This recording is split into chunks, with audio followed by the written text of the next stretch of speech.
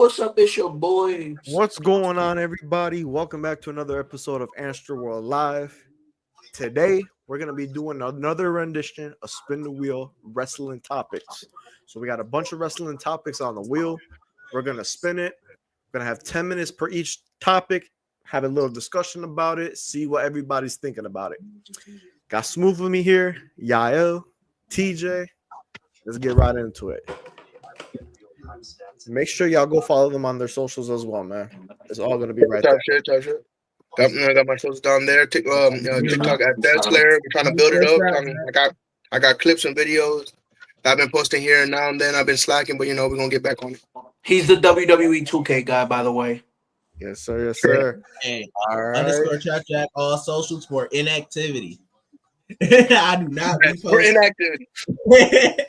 I promise I'll be reactive again. Probably when the DLC comes out. All right, y'all. Less than 2 weeks, I believe. Let's spin this wheel. Let's do this. Let me just send this out to the server real quick. Got you. About to get live. We're about to go live right now, and we about to spin it.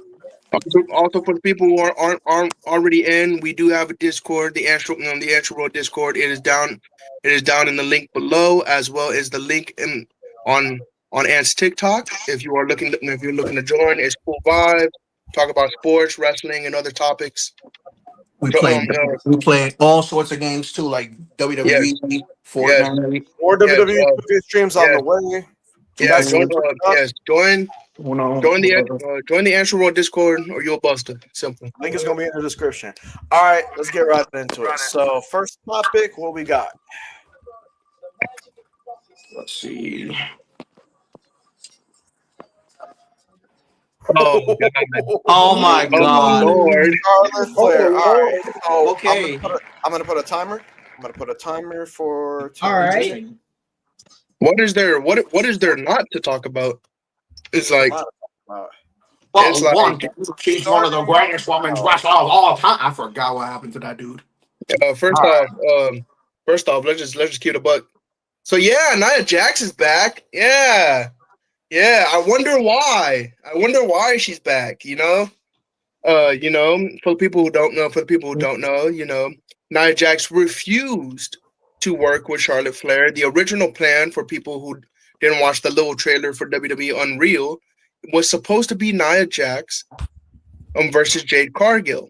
But once Nia found out that Charlotte was going to be at WrestleMania and she was coming back, she absolutely refused to be in the same building with this woman. And so he said, yeah, I'll just drop the title to Tiffany, and Tiffany will face Charlotte Flair. And then we all know how that came out. Yeah. We got scared at first, but yeah. And so Charlotte's, I don't like to say this because Charlotte overall is a great wrestler. Charlotte overall has done a lot for the sport, but she needs to retire, dog. Like it's about time. Pack up the boots, do what you got to do. It's like, bro, it's like what? She's like in her 40s now, I think. Pushing 40s, but yeah, it's like she's pushing 40. She's what, like a 14-time women's champion overall. She's I think 15 times. She's creeping towards Cena and she's creeping towards her father's record. Not Cena's record, her father's record now, because it's like, bro, you've done everything you've had to do. You've shown why you're one of the best women's wrestlers of our generation, bar none. And it's like there's nothing else for you to do. And I just feel like she pretty much has done it all. Yeah, it's like it's a good time for you to say, you know what, I've done everything in this business. I don't really need anything else. I'm cool with packing up the boots. And like I'm cool with that. That's respectable. Becky, I feel like Becky is a very valuable asset, and Becky still can have a long, luxurious career. Charlotte has done everything. She's done everything there is to do. I don't think there's nothing left for her. Let's break it down. Raw Women's Championship, SmackDown Women's Championship, The tag titles, championships, 2-time NXT Royal Rumble Women's winner, Championship, main event to Mania, Divas Championship. She was the Divas last Championship. person to hold the Divas title. Mm-hmm. Mm-hmm. She's already accomplished so much. I feel like at this time and age, she's already did everything she's had to do. And if she's unhappy with how everything's going, if she doesn't want people to one up her, I mean, hey, sucks to suck, because there's gonna be somebody that's gonna surpass her. Because the thing is, bro, it's not 2016 anymore, gang. It really isn't. Like, bro, we have a whole bunch of tremendous, amazing female wrestlers, especially right now, where women's wrestling is one of the best wrestling in any company right now. Mm-hmm. We have faces like Tiffany Stratton, Chelsea Green, Stephanie Valkyrie, Julia, Rhea Ripley on the rise. Hell, even Liv Morgan, and it's just like, we have so many new faces and so many rising female talents that you tend to think to yourself, do we really need a Charlotte Flair at this moment? Do we really need a Charlotte Flair right now? And to be quite honest, I don't think we do. I think we don't. I think we're perfectly fine, and I feel like Paul can go forward with a lot of his plans, even if he doesn't have Charlotte Flair. It's time to usher in the new era. That's how I'm viewing it. It's time to usher in the new stars, the younger stars. Mm-hmm. Start passing the torch, because this women's division right now, all these young up and coming wrestlers, all these new people, they're gonna elevate the women's division. They're gonna elevate. Bar none. But how you feeling, TJ? Yeah, how you feeling, TJ? I mean, I agree with everything y'all said, but I don't think she got to retire over it. She just got to get with the times. She gotta realize that. I think, and I'm hoping this WrestleMania to prove that she got to get with the times. Just pay it forward. You've had so much success. Now it's time to let others have that success and use your name to boost them up, because that's the point of building your name now. Is to keep the business moving forward. Yeah, and stop fucking sandbagging. Yeah, can we? I want to talk about that, because that sandbagged so much. That match was so good. Like, I'm not gonna lie. I mean, it wasn't the greatest match. That was disgusting. Good, but the ending is what it was a good match. You could tell just based off when Tiffany tried to do the Alabama Slam, she was sandbagging. She was sandbagging hard. Because she was supposed to hit the turnbuckle. She tried not hitting the turnbuckle. She hit the bottom one or hit the mat. I forgot what it was. But she wasn't trying her hardest to hit that turnbuckle. Like, she was avoiding it at all costs. Like, she was working stiff. And you could tell she was working stiff. The thing is, two women go into that match. Two women have a pretty good match, but only one woman comes out damaged. That's what I'm saying. It's crazy. Make it make sense. Yeah, make it make sense. It was just disappointing how that all ended. And then that ending sequence when they're trying to reverse moves and set up the next move, and they kind of lost their footing. Because that, in my opinion, is what really pissed me off about Charlotte. Is, woman, you're the veteran here. You are the star. You have been in this situation before, multiple times actually, and yet you are sandbagging somebody whose one is their first WrestleMania, is two. It's their first WrestleMania going in as champion. And three, this is the biggest opportunity of her life to elevate her career. And you're sandbagging. A veteran of the sport is sandbagging. Let's put it into perspective here. Charlotte probably has, a good 10 plus years in ring experience. Tiffany Stratton only has 3 going on 4 years. Yeah. Mm-hmm. To do that to a rookie like that is so disrespectful, so unprofessional. And the thing is, in every interview she's done in her career, Tiffany has always praised Charlotte. Always praised Charlotte. Charlotte was one of her biggest inspirations. Charlotte was one of her idols. And then for her to say, fuck you. I'm Charlotte Flair. You're nobody. I'm gonna sandbag you because I don't care and I'm not taking bumps for you. That is one of the most disrespectful shit I've ever seen in my life. It's just blatantly selfish. Like Never you have to put on for the younger generation. You can't be stubborn like that. Like obviously records are meant to be broken. Things are meant to be broken like that. Facts. Like people are supposed to overcome the past. Like Facts. for you to be so upset and stubborn and just selfish just because you think somebody's gonna surpass you or become better than you, yeah. If there was one word to describe Charlotte Flair right now in 2025, self-absorbed. That is all I'm going to say. And look, I'm not gonna knock her in-ring ability. I'm not gonna knock her accomplishments because she's accomplished a lot. She's one of the greatest to ever do it. But right now in 2025, the way she's acting, the way her run is going, it ain't it. It ain't it, bro. It ain't it whatsoever. It's unbearable. Like it's very unbearable, like to watch, like just to like Charlotte, like to tolerate her, to see her on TV. Like I'm sorry, but gotta go. You gotta go. Next topic. We got like a minute left for this topic, but I just want to get this off the way. What do you say? What do you say? Hold on.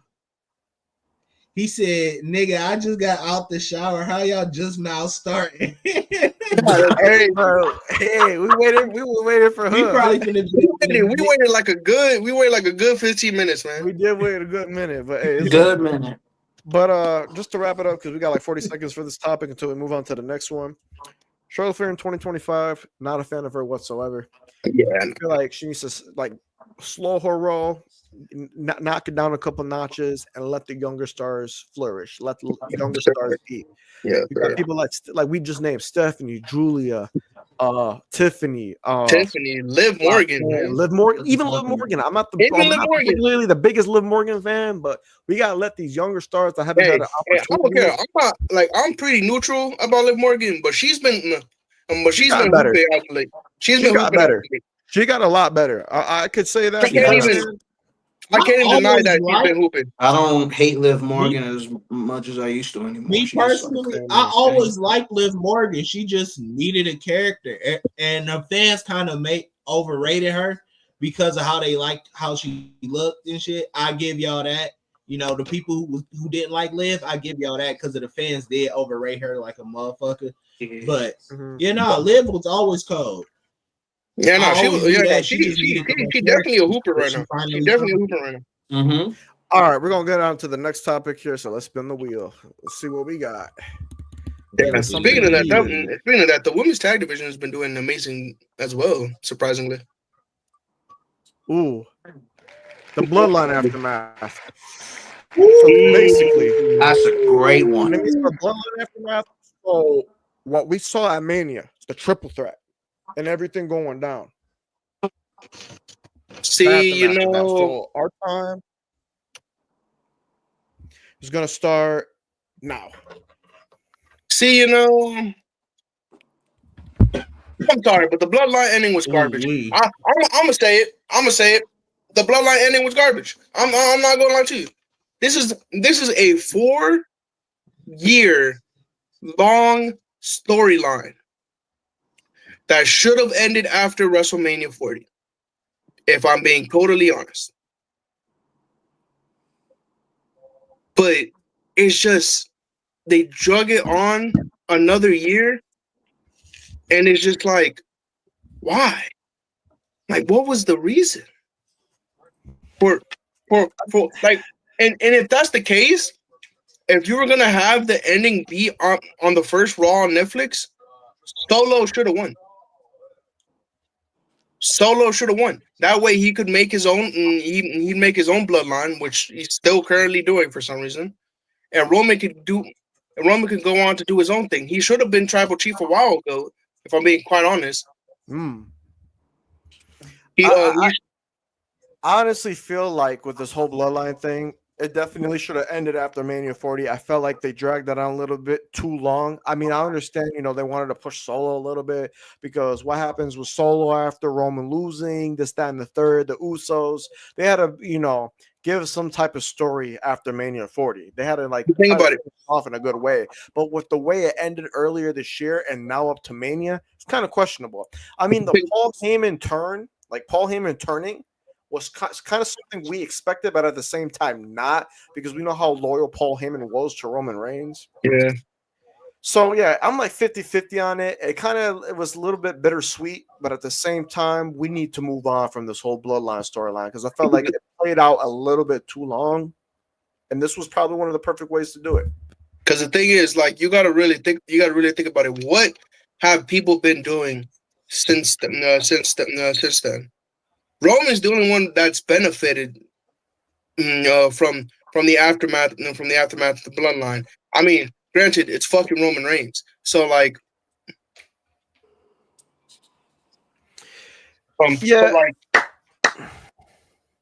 yeah, it did drag. It did drag on for too long. Yo, welcome, Max. Yo. So we're doing spin the wheel. We got the topic right. of the Bloodline. We got 10 minutes on the clock here. We're just talking about the Bloodline aftermath. So what are we thinking?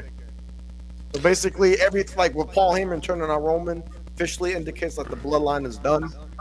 So how are we feeling about it? In its entirety?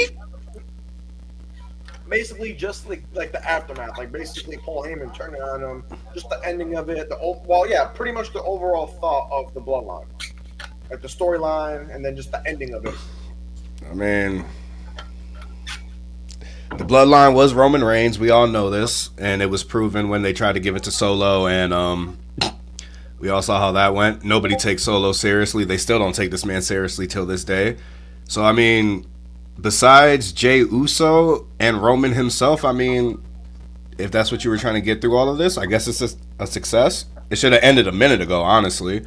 That's what I said. But, the Bloodline is the Bloodline. I thought it was going to be done when Jay turned on him, but then, of course, the Jimmy shit, and we just kept coming back. But, I mean, hopefully it's done. Hopefully. It just needed a new direction, honestly. Well, not a new direction. It just needed to end, and we needed Paul Heyman to do something different. That's how I felt. No, yeah, most definitely. TJ, Smooth, y'all got anything for the Bloodline aftermath? Any thoughts, feelings, anything else to add on to?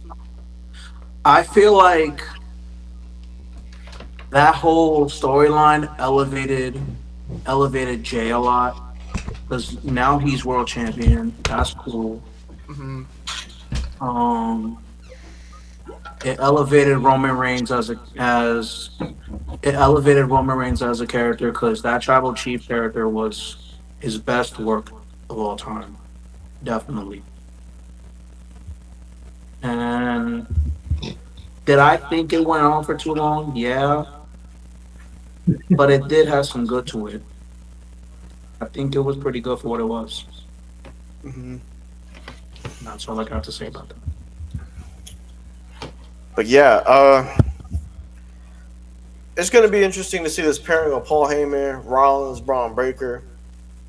I knew from the moment we started getting this build up with Rollins saying, now you owe me a favor, this, that, and the third, that Paul was going to turn on Roman, and it came to fruition at WrestleMania. Do I see Roman and Paul ever reuniting in the future again?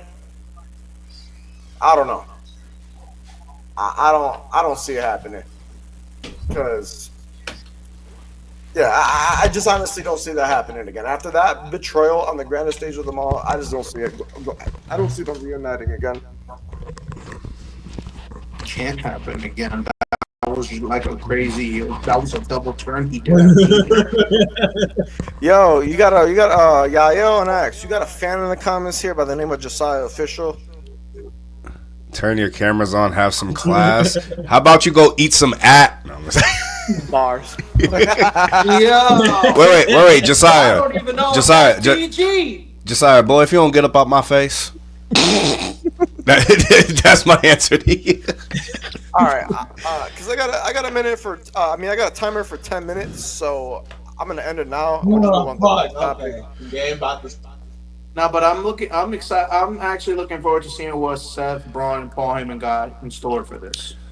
Let's see. Ooh, okay. Ooh, we got some fun stuff on here. If you want to take a little look at it before we, spin the wheel, just to see what because we already talked about Charlotte Flair. We already gave our grievances and our thoughts on Charlotte Flair. We pretty much buried her, but yeah. What do you mean? She's about to come back as Ashley. What do you mean, man? Ashley. Charlotte's dead, man. It's all about Ashley. You said Ashley is all elite. Oh my god! Imagine that's what she meant. Imagine. Oh God! Woo! Now let me stop. All right. Let's spin. Wings. Spin the wheel. What we got next? Come on, give me something I want to talk about. Come on. Ooh. Oh, okay. WWE purchasing AAA. All right. I'm about to start the timer here. I don't even need 10 minutes. I just need 3 seconds. Watch. El Grande Americano for the win. Yes! Nah, you know what's crazy about that? That's crazy. So he was in Houston with all of them. So I think it was Alex who said it. Yeah, I think it was Alex. Probably my brother Alex. Detroit. He said El Grande Americano should win the AAA Mega title. What do we think of that? I heard about something like that. Listen. El Grande Americano winning a AAA title. That would be interesting. Listen, man. Him and Van Gingo didn't get into it for nothing, bruh. Yeah. Him, like, bruh. Maybe it was a one-time thing, but I also think that Stephanie having a match with Ivy Nile is something that goes with it too. Like, Aunt hated my girl when she said it. Like, that El Grande Americano was probably gonna come out and help Ivy Nile and shit. But that window's still open though, because you never know. When was the last time we seen El Grande again? WrestleMania. Yeah, WrestleMania. After a match like that, you need a break, man. Yeah, break. Using all that strength in your head. That's the goat right there. The goat right there. But nah, WWE. And no, that's not Chad Gable. It's not Chad Gable. What I'm happy is that they're finally putting Chad Gable on TV. Right? It's about damn time they're putting him on TV. That's what I'm saying, dog. I can't with y'all motherfuckers, bro. No, but WWE purchasing AAA, I mean, it's a good thing because now we get to see more Lucha Libre within a bigger platform. This motherfucker always eating something, bruh. You got food. Hey, bro. The fan made pork chops and pasta, bro. What can I say? Pork chops and pasta. Man loves his food. He loves it. The fuck was I supposed to say? No, nigga. Nah, but with WWE purchasing AAA, like, it gives a bigger platform to Lucha Libre Wrestling. Like, they're doing the Worlds Collide thing with NXT in the next couple of weeks or the next month. Yep. Mm-hmm. So yeah, it's gonna be good. It's gonna be good for the company. I mean, I don't know if they're gonna rebrand it to NXT Mexico. I think they shouldn't. I think they should still do AAA. They should stick with AAA. I don't like the idea of them doing NXT Mexico. NXT Mexico is crazy. Because look what happened to NXT UK. All right, boys, come on, bro. Okay, NXT Mexico. It's just the same AAA wrestlers that were originally on the AAA roster on NXT. Like, okay. But anybody else got anything to say about WWE purchasing AAA? Their thoughts, feelings? Because like I said, I'm happy with it. Shit was completely out the ballpark. I'll tell you that. It was out the ballpark, especially on WrestleMania Day. Like, yeah, that shit. It's like, Hey, I think that is a big opportunity if done right. I think this could be one of the biggest things to happen for the WWE if done perfectly. I'm saying that they're going to have to drop the AAA Mega Championship because you know who is currently holding it. I'm not going to say his name. Fuck him.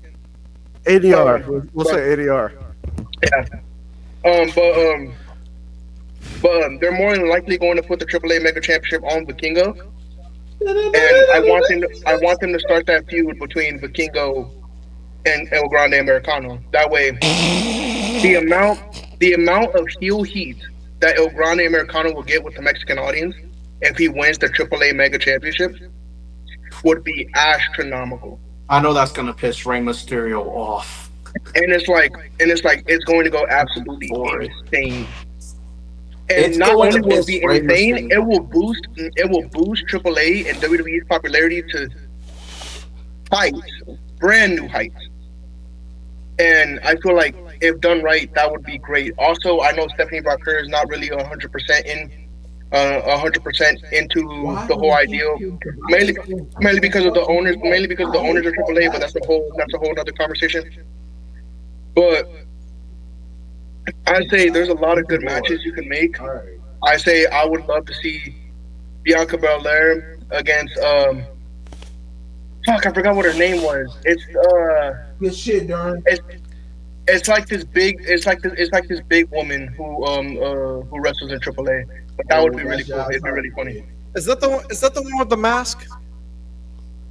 I think so. I think Malik got followed by her on Instagram, if I'm not mistaken. Mm-hmm. I Yeah, think he so, did. if I'm not mistaken. Yeah, I know who you're talking about. Yeah. She's a hooper. I've seen a couple matches. She's a hooper. Mm-hmm. I think that would bang. Her versus. They pushed them though. Now, technically,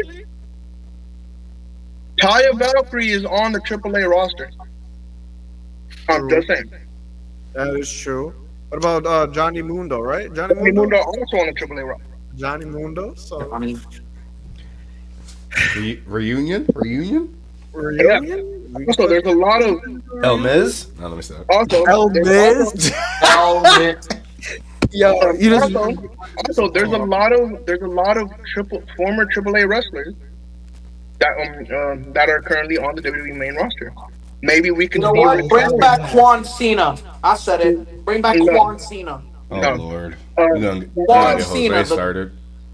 Juan Yeah. Cena. Bring him back. Yeah, but imagine we see people, former luchadors, still luchadors, We like come that. back and do like one night shows for AAA. Like let's say Santos Escobar brings back El Hijo de Fantasma. What if Dragon Lee comes back for a AAA show because he was a former champion before he left? Penta Cero Miedo comes back to AAA. They're probably going to do that. Rey Mysterio does a AAA That was a show. crazy foul. Oh, speaking of that, real quick, Nigga. last night when this nigga Penta like kicked Chad, this nigga said Lucha Brothers, bro. If they somehow make it the Lucha Bros versus Chad Gable and El Grande Americano, bro, That would go hard. I don't know how the fuck they would get that shit done, but if they could figure out how to do that, Timmy. that would probably be the best moment of the You whole. know what I'm gonna feel like? It's gonna be Chad Gable and El Grande Americano, right? But El Grande Americano is gonna be Julius Creed inside the costume. I mean, they gotta get somebody the same size though, cause that's Yeah. Yeah. Or Cause I say Chad Gable gets attacked backstage, and Julius Creed gonna have to take his place. And for some reason, El Grande Americano is just there. And He just it's gonna there. be El Grande Americano down the line that secretly took out Chad Gable. Chad Gable gonna be fighting himself like Kane. Man, that's why he's crazy. been working wonderful. Yeah. in this They're place. two different people, dog. Or Undertaker versus Undertaker part That's why he's 2. been working wonderful. You said fake Diesel? That's crazy. fake Diesel.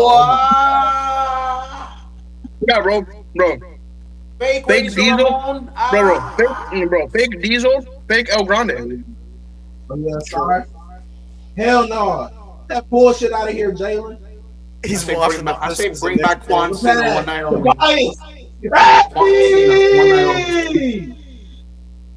I mean, shit. Juan Cena one night only. Come on now. Keep it up. Bring him back. The amount of money they would have to pay John Cena to do that, especially during his heel run.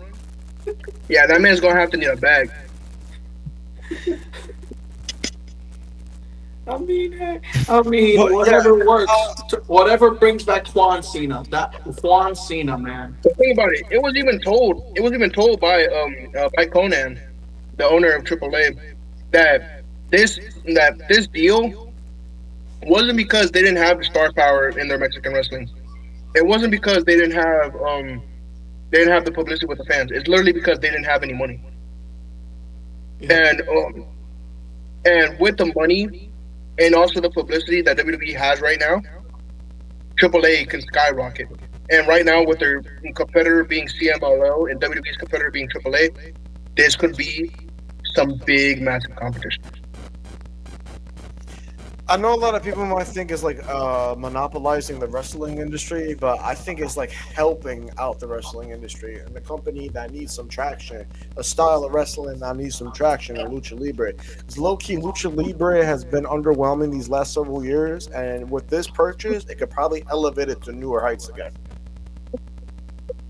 to a bigger platform too. But yeah, time just ran out. Good talks about the purchase, so we're gonna move on to the next one. Let's Yeah, see. I do want to say, side note. Let's be honest, bro. Wrestling has been monopolized since the 1900s. Let's keep it a buck. True. Ooh, Celebs and wrestling. Mm. It's gonna be going. All right, I'm about to start the timer right now. So I'll go first. Ooh, celebs and wrestling. Celebs and wrestling. There's pros and cons to it. So pros. Celebrity being inside a company could garner more eyes, like the fans of the celebrity themselves could go and start watching wrestling. Uh, Merch opportunities gives more traction to a star that they're trying to push. There's many. There's endless possibilities with celebrities being involved in wrestling. Like there's a bunch of benefits.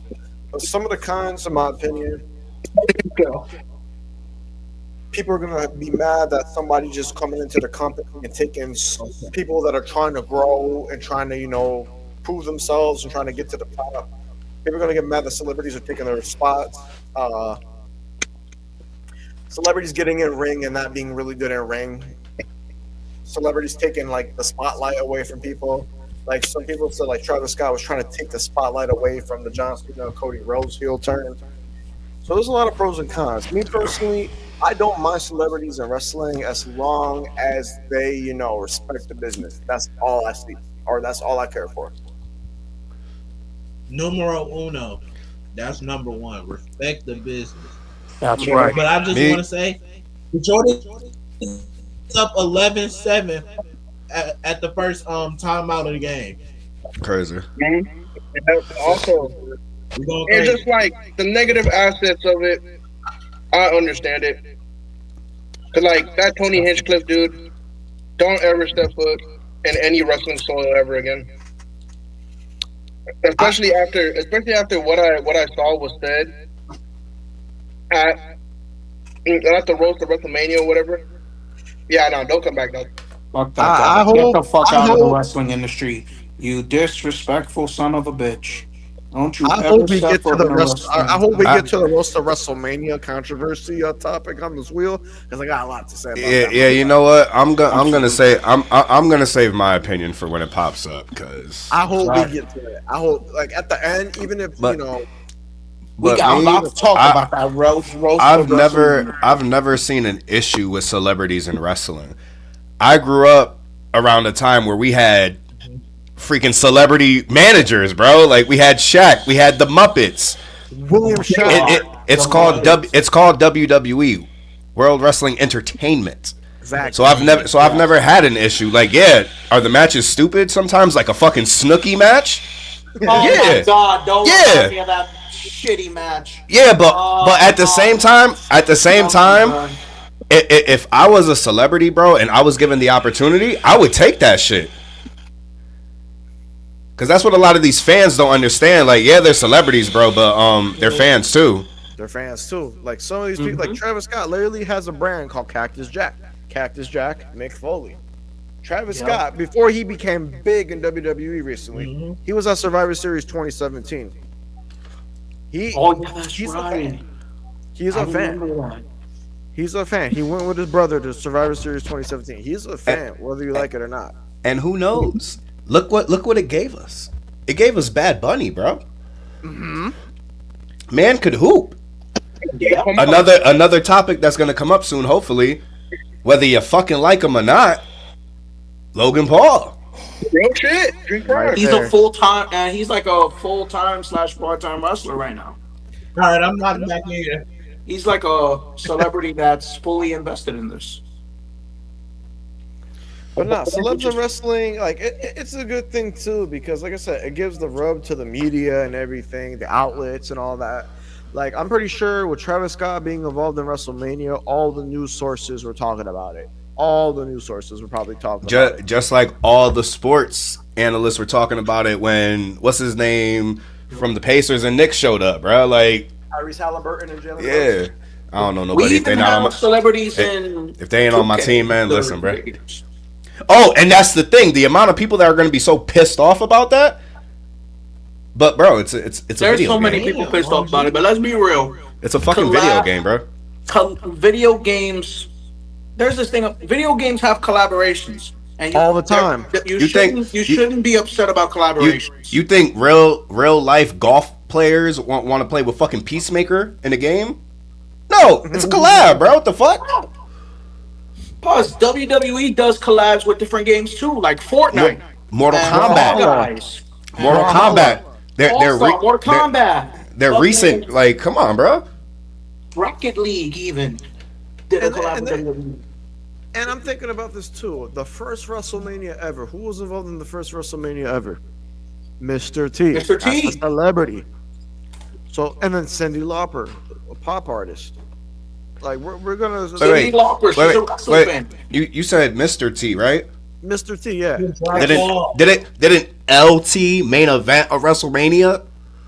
I'm pretty sure Lawrence Taylor did main event of WrestleMania. And that's what I'm saying. Like, y'all are getting mad at shit that helped the business when it was at a low.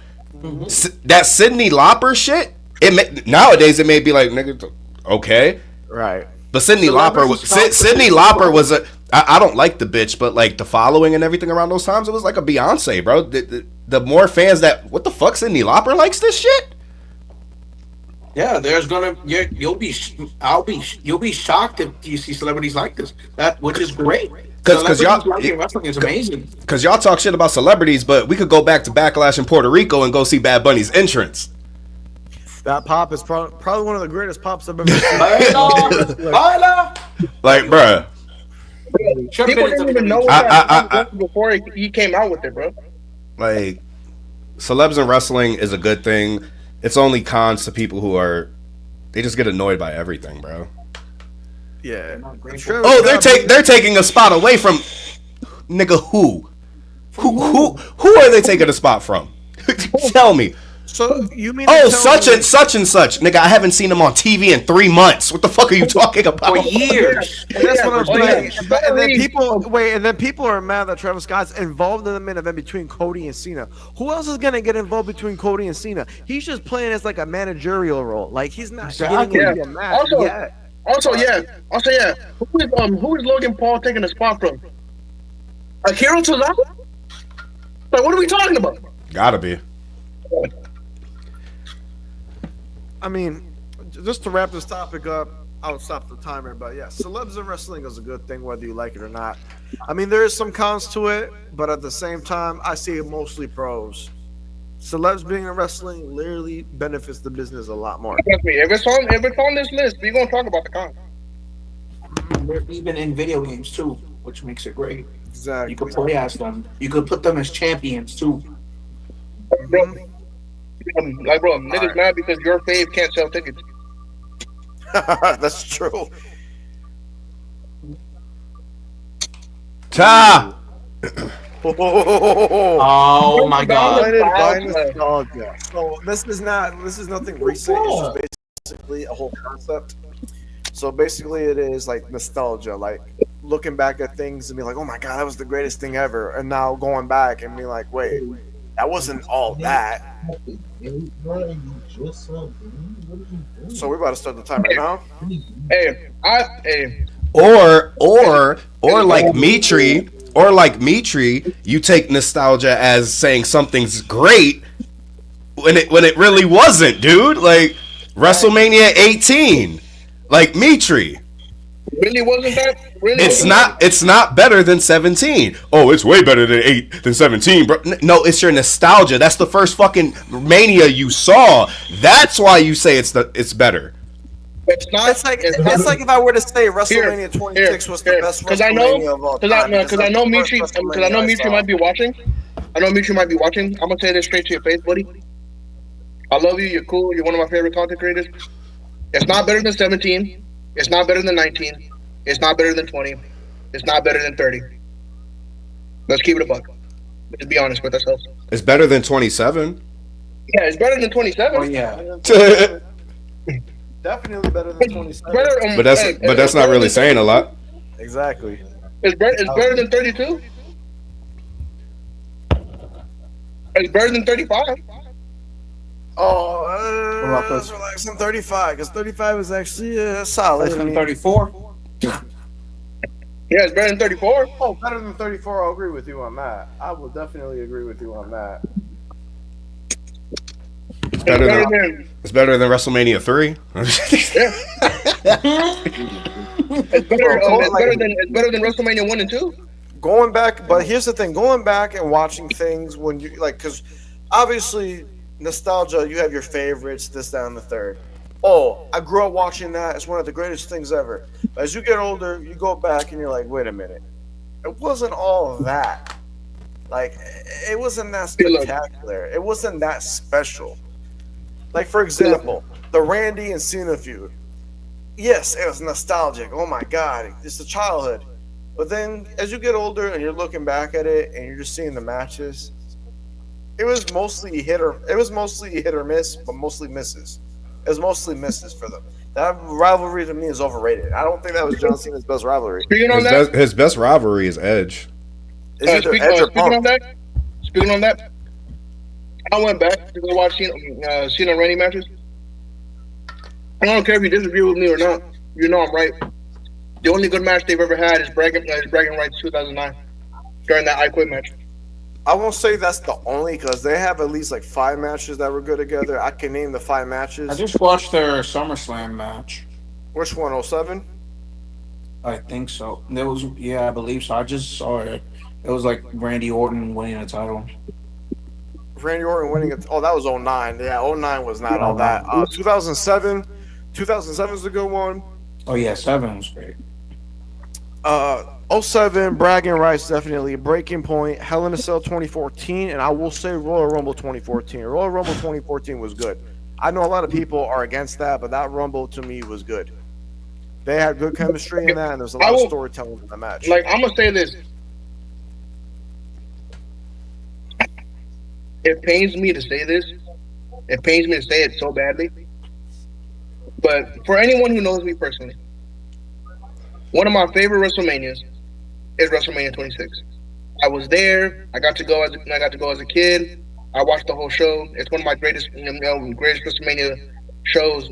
Hell, pay-per-views in general of all time. I went to go back and watch it because it was WrestleMania season. I'm like, you know what? Yeah, let me watch my favorite WrestleMania again. And I was watching it. It was not as good as I once thought it was as a kid. Granted, it was still a pretty good show. But when you had the opening match be John Morrison and R-Truth versus Show Miz, it makes you question. I'm like, did I really like this? And it's like, also, the one thing I will say when you're blinded by nostalgia, stuff like that, there is one match that, even if I was blinded by nostalgia, it's still one of the greatest matches of all time. And Ash will agree with me because it's his favorite wrestler. What I do? Armageddon 2008, I can watch that pay-per-view backwards and forwards and still be happy with myself. 100%.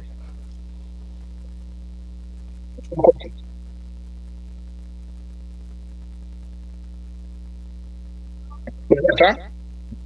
Oh, I thought you saw something to say. But now, blinded by nostalgia, like basically, like for me, a lot of people just gotta get into reality. Some of the old things back then weren't as great as it seems to be. As we're kids, we're subjected to like a lot of things because it's what we grew up with, it's what we see, it's what we're attached to. As you get older, you're looking back at it and you understand a lot more because your brain is fully developed and everything. It doesn't. It's not all that. Like I said, the Randy John Cena feud as a kid, it was amazing. It was one of the greatest things ever. So you get older, going back to look at it, it wasn't all that. It was low key overrated.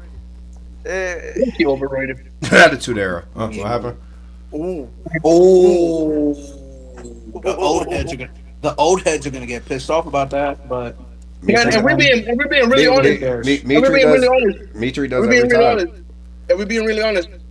Stone Cold in the Rock.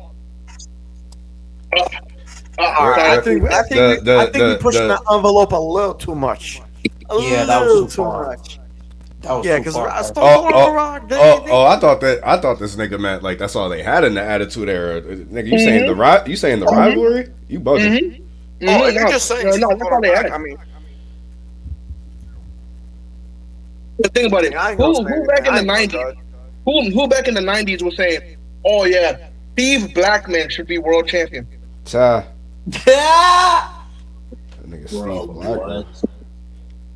You said Perry Saturn? That's crazy. That's crazy. You said Gangrel? Jim.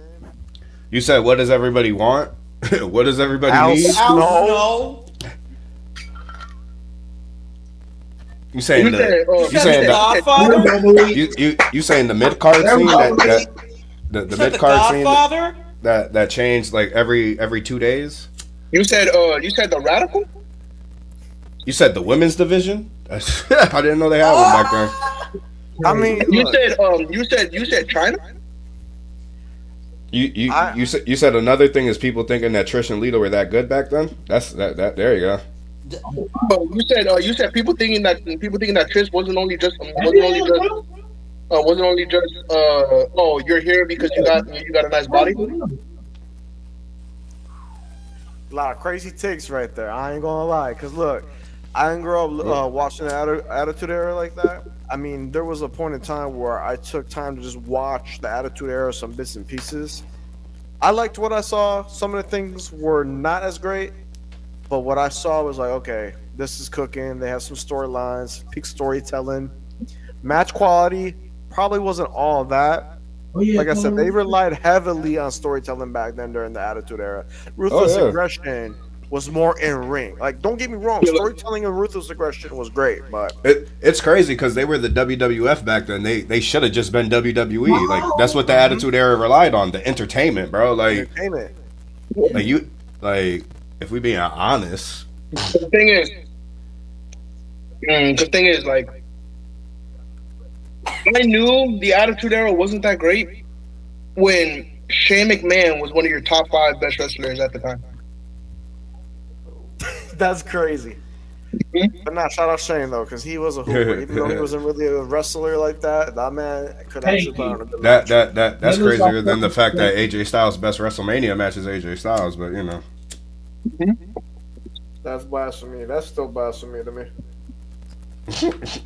But before we end it off here for Blinded by Nostalgia, anybody else got any last minute thoughts before we move on to the next topic? No, that was it. Bet. We'll move on to the next one. Attitude Era sucks, yeah. That's about it. Let's move on. Not everything is great because of nostalgia. That's all I gotta say. We're definitely gonna have an Attitude Era versus Ruthless Aggression debate because we still have yet to have this on the channel, on the pod, and I want to have that. We got to get Mitri and Shot on here. Oh, God, I already know my answer for that one. All right, Let me spin the wheel. What's next? Here we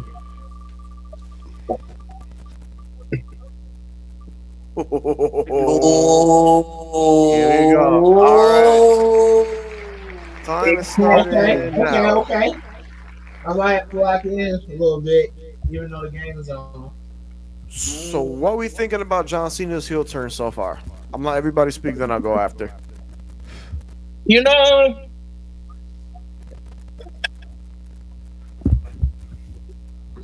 what they talking about? I fucking love it. This shit. I'm 10 toes. I'm happy. I'm thrilled. I'm enjoyed. Some of the greatest shit he's ever done in his life.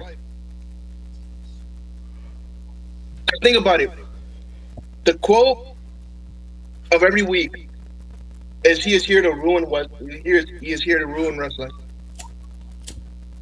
This man has done every single thing in his power to do everything that everyone hates.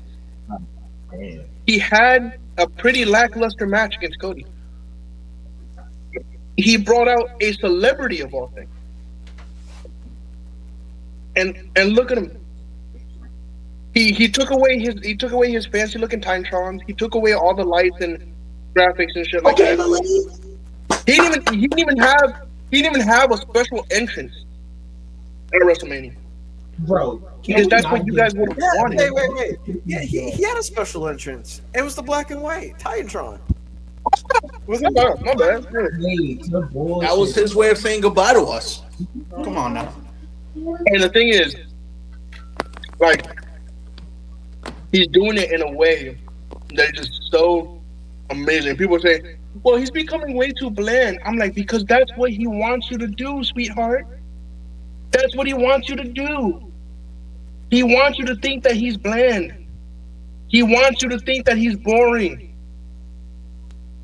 Because it's not his prerogative for you to be happy. He's made you happy for the past 20 years. Let's keep it a buck. And it's just like, the one thing that makes it all the best for me is the countdown timer that he has on the Titantron now. Oh, we're talking about the days. How many dates he has He's left? counting down Oh, yes. Oh, the dates he has left, and it's showing the entire crowd how many days he has before he is gone. And it's like it builds suspense, it builds thrill, it builds like, wow, this motherfucker's really about to be gone. He's really about to leave. And it's like, people always said that, oh, Cena wouldn't work as a heel. Cena wouldn't look great as a heel. Who said that? Who? Hey, I got a question. What's up? What do you got in mind, bro? Do y'all think he will turn face before he retires? Or will he be heel up until the end? You want to hear a crazy prediction? You want to hear a crazy prediction I had talked with Axe and everybody about? What's up? So my prediction is Cody's going to come back during SummerSlam era, because Cody's going to take a lengthy time off. And I think he's going to have like a solid like 4 or 5 months off, whatever the case may be. Going to show up back at SummerSlam.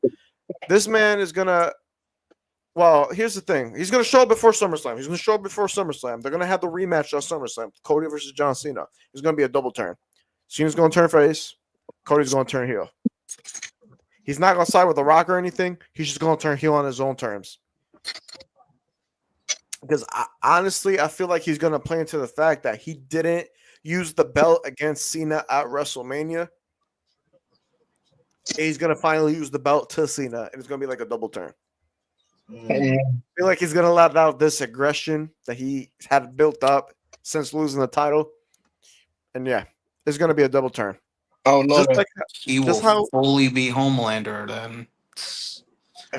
I mean, look, if Cody does turn heel, I probably will start liking him again. We'll see. But till then, that's yeah. I don't care. I don't care what anybody says, bro. Cody's better a bad guy. He is better a bad guy. Obviously. If y'all are not familiar with New Japan and ROH work, I highly suggest you tap in, especially 2018, because that is some of the best work I've seen. I'm gonna give credit where it's due. I'm gonna say that Cody heel run in 2018 was some great ass work, bro, because that was some good work. Yep. And Drew said it best right here, passing the torch from Cena to Cody. Also, everyone wants Cody to turn heel. He's Ash's. Yeah, yep.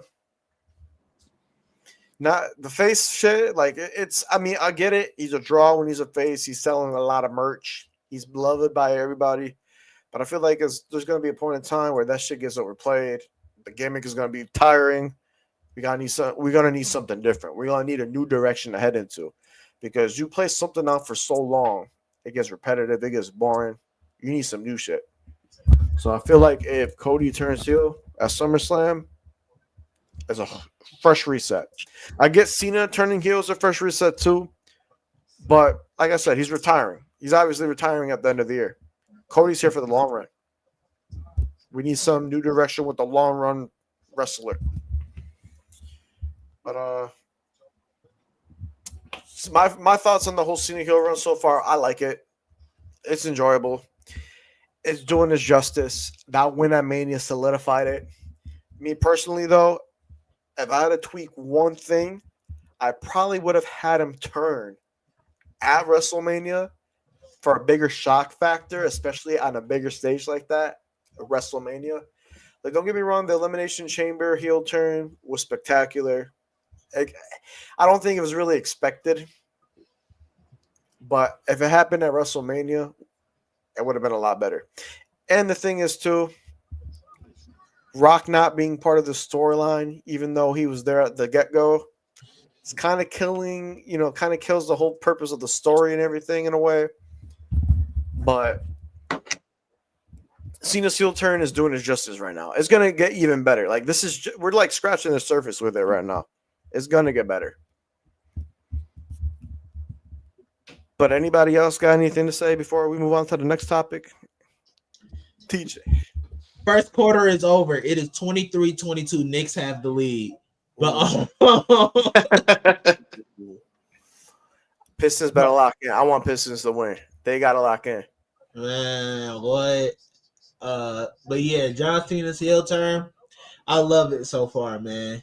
My favorite detail about it is his, like the title thing. Like, because when he said he wanted to end, like, ruin it, professional wrestling, and with the title, like saying like he's taking the title and ending like the whole line started for Bruno Sammartino. Mm-hmm. I never even thought of it that way. It didn't make sense to me at first until he explained it, and it makes sense to me. Like, they will have to start over with a whole new WWE championship. So the history of wrestling stops at John Cena. I won't be opposed to him walking away with the title, retiring with the title. Like, that's crazy. To me, like I said, Cena is the GOAT. Cena is the GOAT of professional wrestling. I don't care what anybody says. He is legitimately the GOAT. To do that would be a perfect send-off. Perfect send-off. Who's going to save the history of wrestling? That's the story. Who's going to save the legacy? Nah, but this heel turn turned out a lot better than I expected. Mm-hmm. I really loved it. And there's people that don't like it. You're not supposed to like it. He's a fucking heel. He's a bad guy. You're not supposed to like the bad guy. You're not supposed to like it. Exactly. I mean, shit. I honestly prefer the bad guys more, honestly. And shit, John Cena's doing his part. He's pissing you guys off. He's doing fucking amazing. He's doing amazing as a heel. He's doing amazing. He's playing his part. He's stepping out of his like. But here's the thing, because he's played a heel before. But that was at the beginning of his career. But now, like, he's getting since he's at the end of his, at the end of everything, he's locking in. He's giving his one final great run. He's standing on business. He's standing on business. He's doing what's best for business, and that showed at WrestleMania when he broke Ric Flair's record. Nobody expected him to break the record, but he did. He broke that fucking record. Fuck that record. He made history that night. Whether if he was a good guy or a bad guy. He's a human being. All right. The timer is up. And the second quarter is starting, so that was perfect. All right. Next topic. Let's see. Bro didn't even care about NXT. You watching this game? Man, I don't blame him. That's facts. That's facts. Me and Smooth, we were talking about this before we went on stream. This was Smooth's idea or topic to put on the wheel. Timer is now, so let's talk. 2K25. You know what? Coming from the 2K goat himself. Okay, relax. Wait, hold on. Okay, You said it. You relax. said it, not me. You said it, not Relax. me. You said it, not me. You said it, not me. But I'm gonna say this. This is probably the best game we've had since 2K19, and that is a very, very large margin to say. But it's true. My faction is actually playable, and people are actually playing it. I was playing it earlier. I mean, I'm sorry to cut you off there, but literally, I never was interested in playing my faction until this year. Exactly. it's like they found a the way they set everything up with the world tours and the towers. Mhm.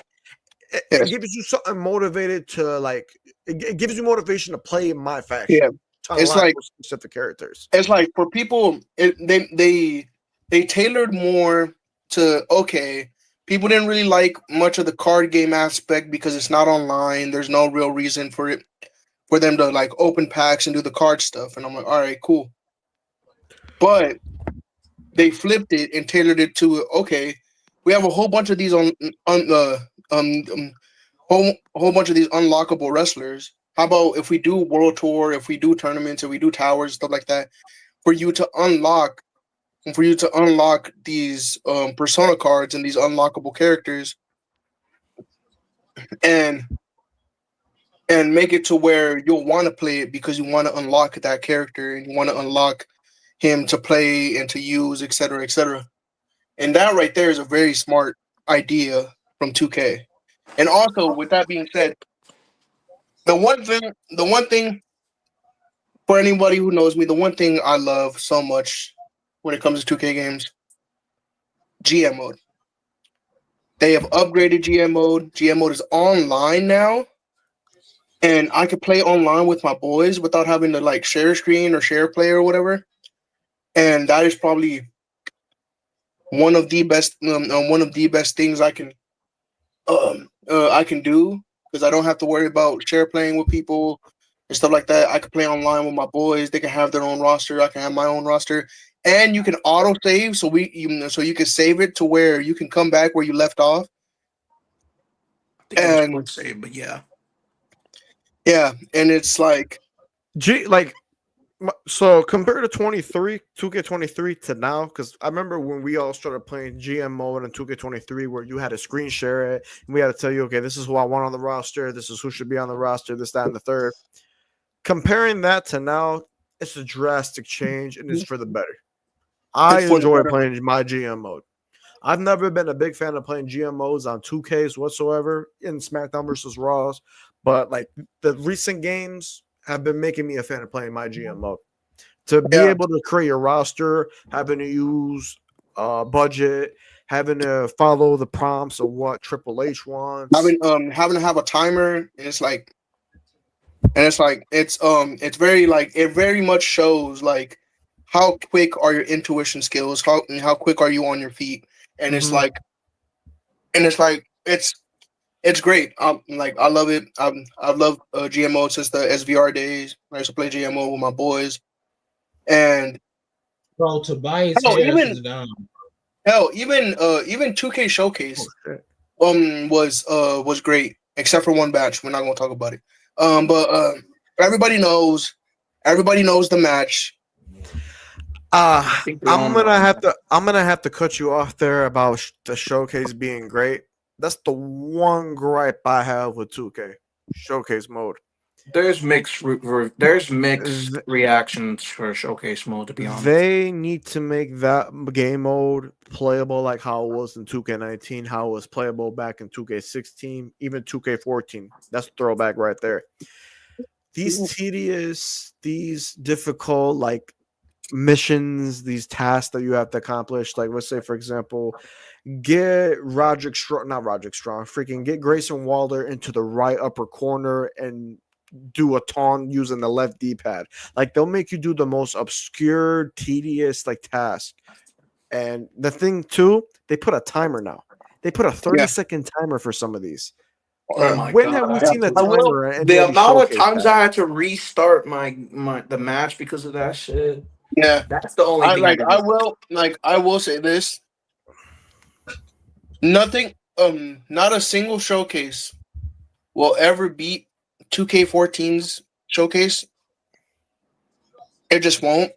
30 years of WrestleMania. That's That- It just never will. I will say the one other thing that was actually close to it, or at least quote unquote counted as a showcase, was 2K15 showcase with Triple H, Shawn Michaels, and CM Punk and John Cena. And that's the one thing. I know we're talking about 2K25, but 2K15. They even had DLCs criminally- too for that showcase. Yeah, but here's the thing: 2K15 criminally underrated to me. I think that 2K gets a lot of hate. It's overhated, but it's underrated to me. Those showcases. I think it CM Punk depends versus which Cena, version you Triple play. H versus HBK, the Warrior Hall of Pain with Mark Henry, and then Christian's one last match. All those showcase modes cooked. All those showcase stories cooked, bro. But if we're going to 2K25 right now, talking about the present, they need to look back at those past 2K showcases and implement all those ideas and build-ups and everything. There can be. I want the showcases to go back to where it was based off a rivalry.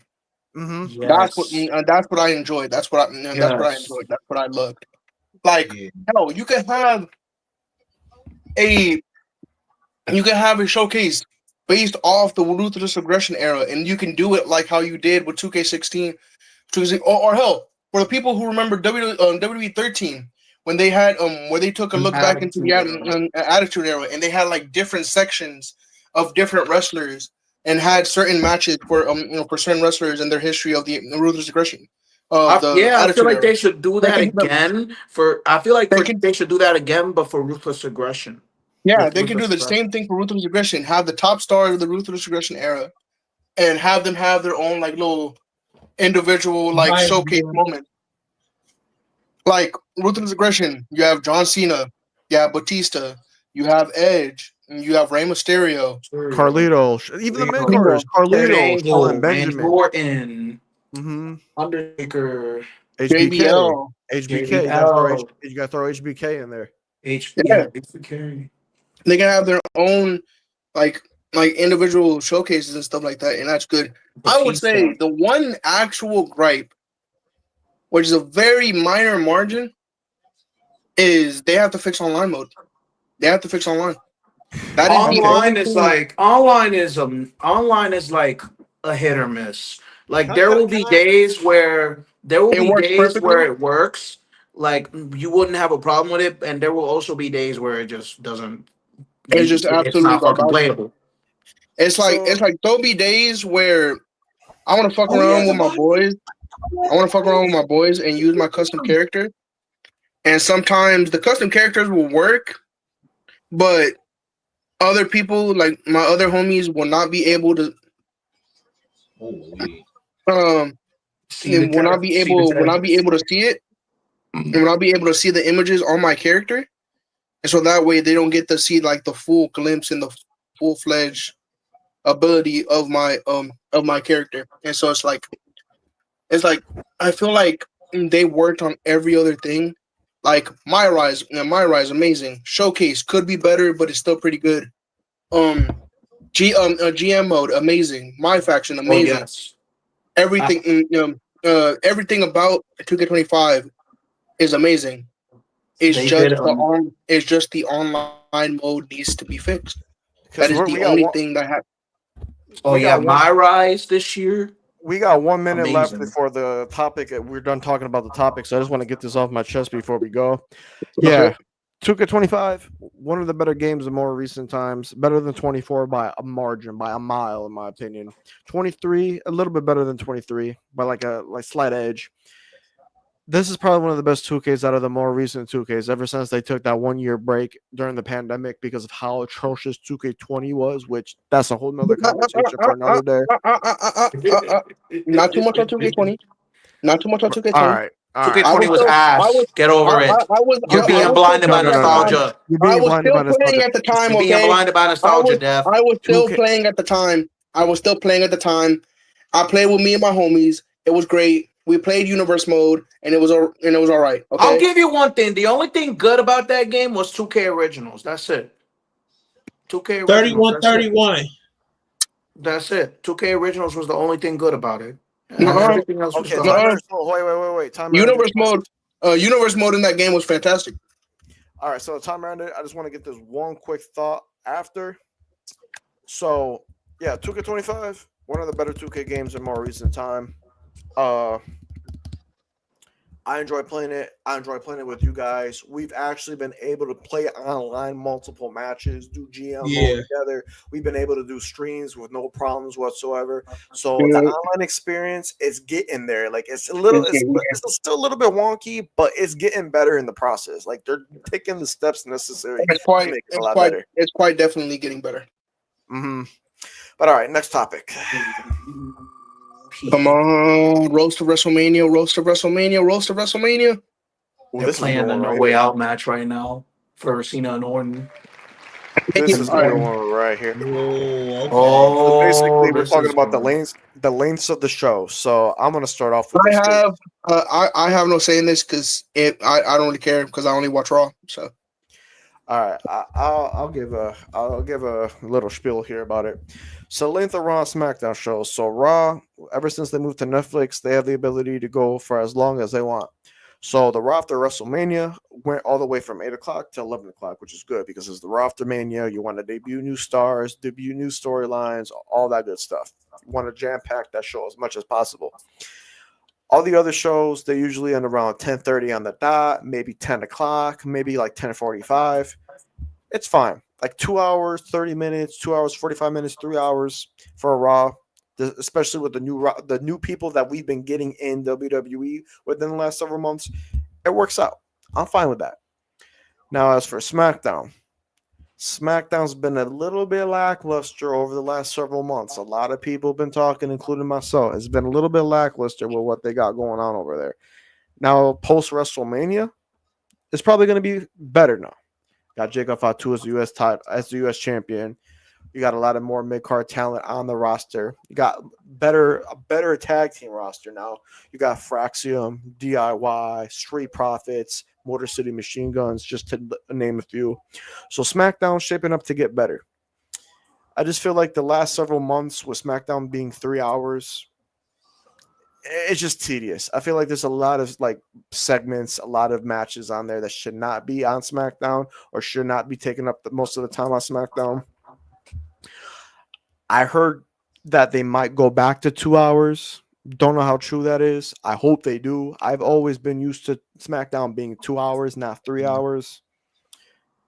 But yeah, with the rosters getting bigger, with more stars jumping on over the WWE, new signings, people getting called up from NXT.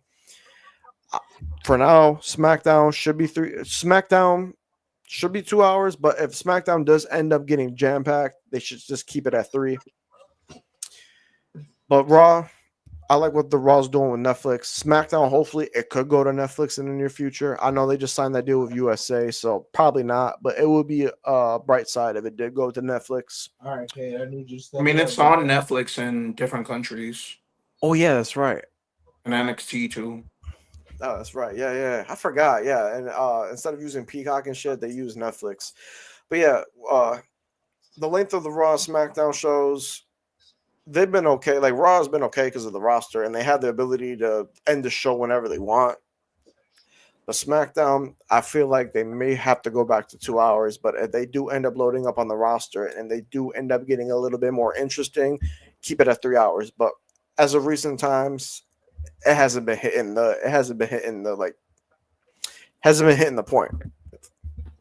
I don't know if anybody else has anything to say about this topic, because then we'll just move on. I mean, I'm good with what Raw's doing right now, especially with it being on Netflix. I feel like SmackDown should do a lot better with time and shit. But SmackDown after Mania was really fucking great. And if SmackDown's gonna keep doing 3 hours, I say keep track of what you're doing But if you can't, then I say go back to 2 hours. That's all I gotta say. Really. Mm-hmm. Yael, TJ. Well, Yael was muted. TJ, you got anything to say about the length of the Raw and SmackDown shows? Okay. Yeah. He locked into that Pistons game. I don't blame him, though. Like you feel me? Ladies and gentlemen that are watching right now, like the Pistons, I mean, the NBA playoffs are on. We're all going to be tapped in. My former team got eliminated, but now I'm a Warriors fan, as you can see by the jersey and my name up here. So, Warriors Nation, let's ride. But, Well, yeah. you know, I with guess the length of Raw, SmackDown, and things of that nature, you feel me? I feel like it's okay because of how the programs are. They need to tell a story, and they can't do that like sufficiently with how wrestling works. They can't really do that sufficiently without it being such a length. So in terms of like the quality of the shows, it's gonna be hit or miss regardless. That's just how all things are. But okay, hold on, Timmy. Hey, everyone! yeah. Okay. While he was watching the show, I guess I'll chime in on it. See, when it comes to Raw, when it comes to Raw, it's like I don't hate it. They clearly have more time. They clearly have more time on their hands, especially with the Netflix deal. So they have a lot. They have a lot more time to branch out. To branch out their TV time, to branch out their hours, to get more stars on the show. I do hate that you do interviews during the ads. Freaking on Monday, I was in an ad break, and we cut back from commercial. All I see is Ludwig Kaiser on my screen doing a face, and then we go back to a match. Yeah, that's the one thing I used to have ad free. Like I was able to watch the interviews, but now I can't watch them anymore. Yeah, that's kind of shitty to do. Like honestly, like for the people that don't have the ad free Netflix subscription to do interviews during the ads, yeah, that's kind of fucked. Yeah, that's kind of stupid. I'm not gonna lie to you.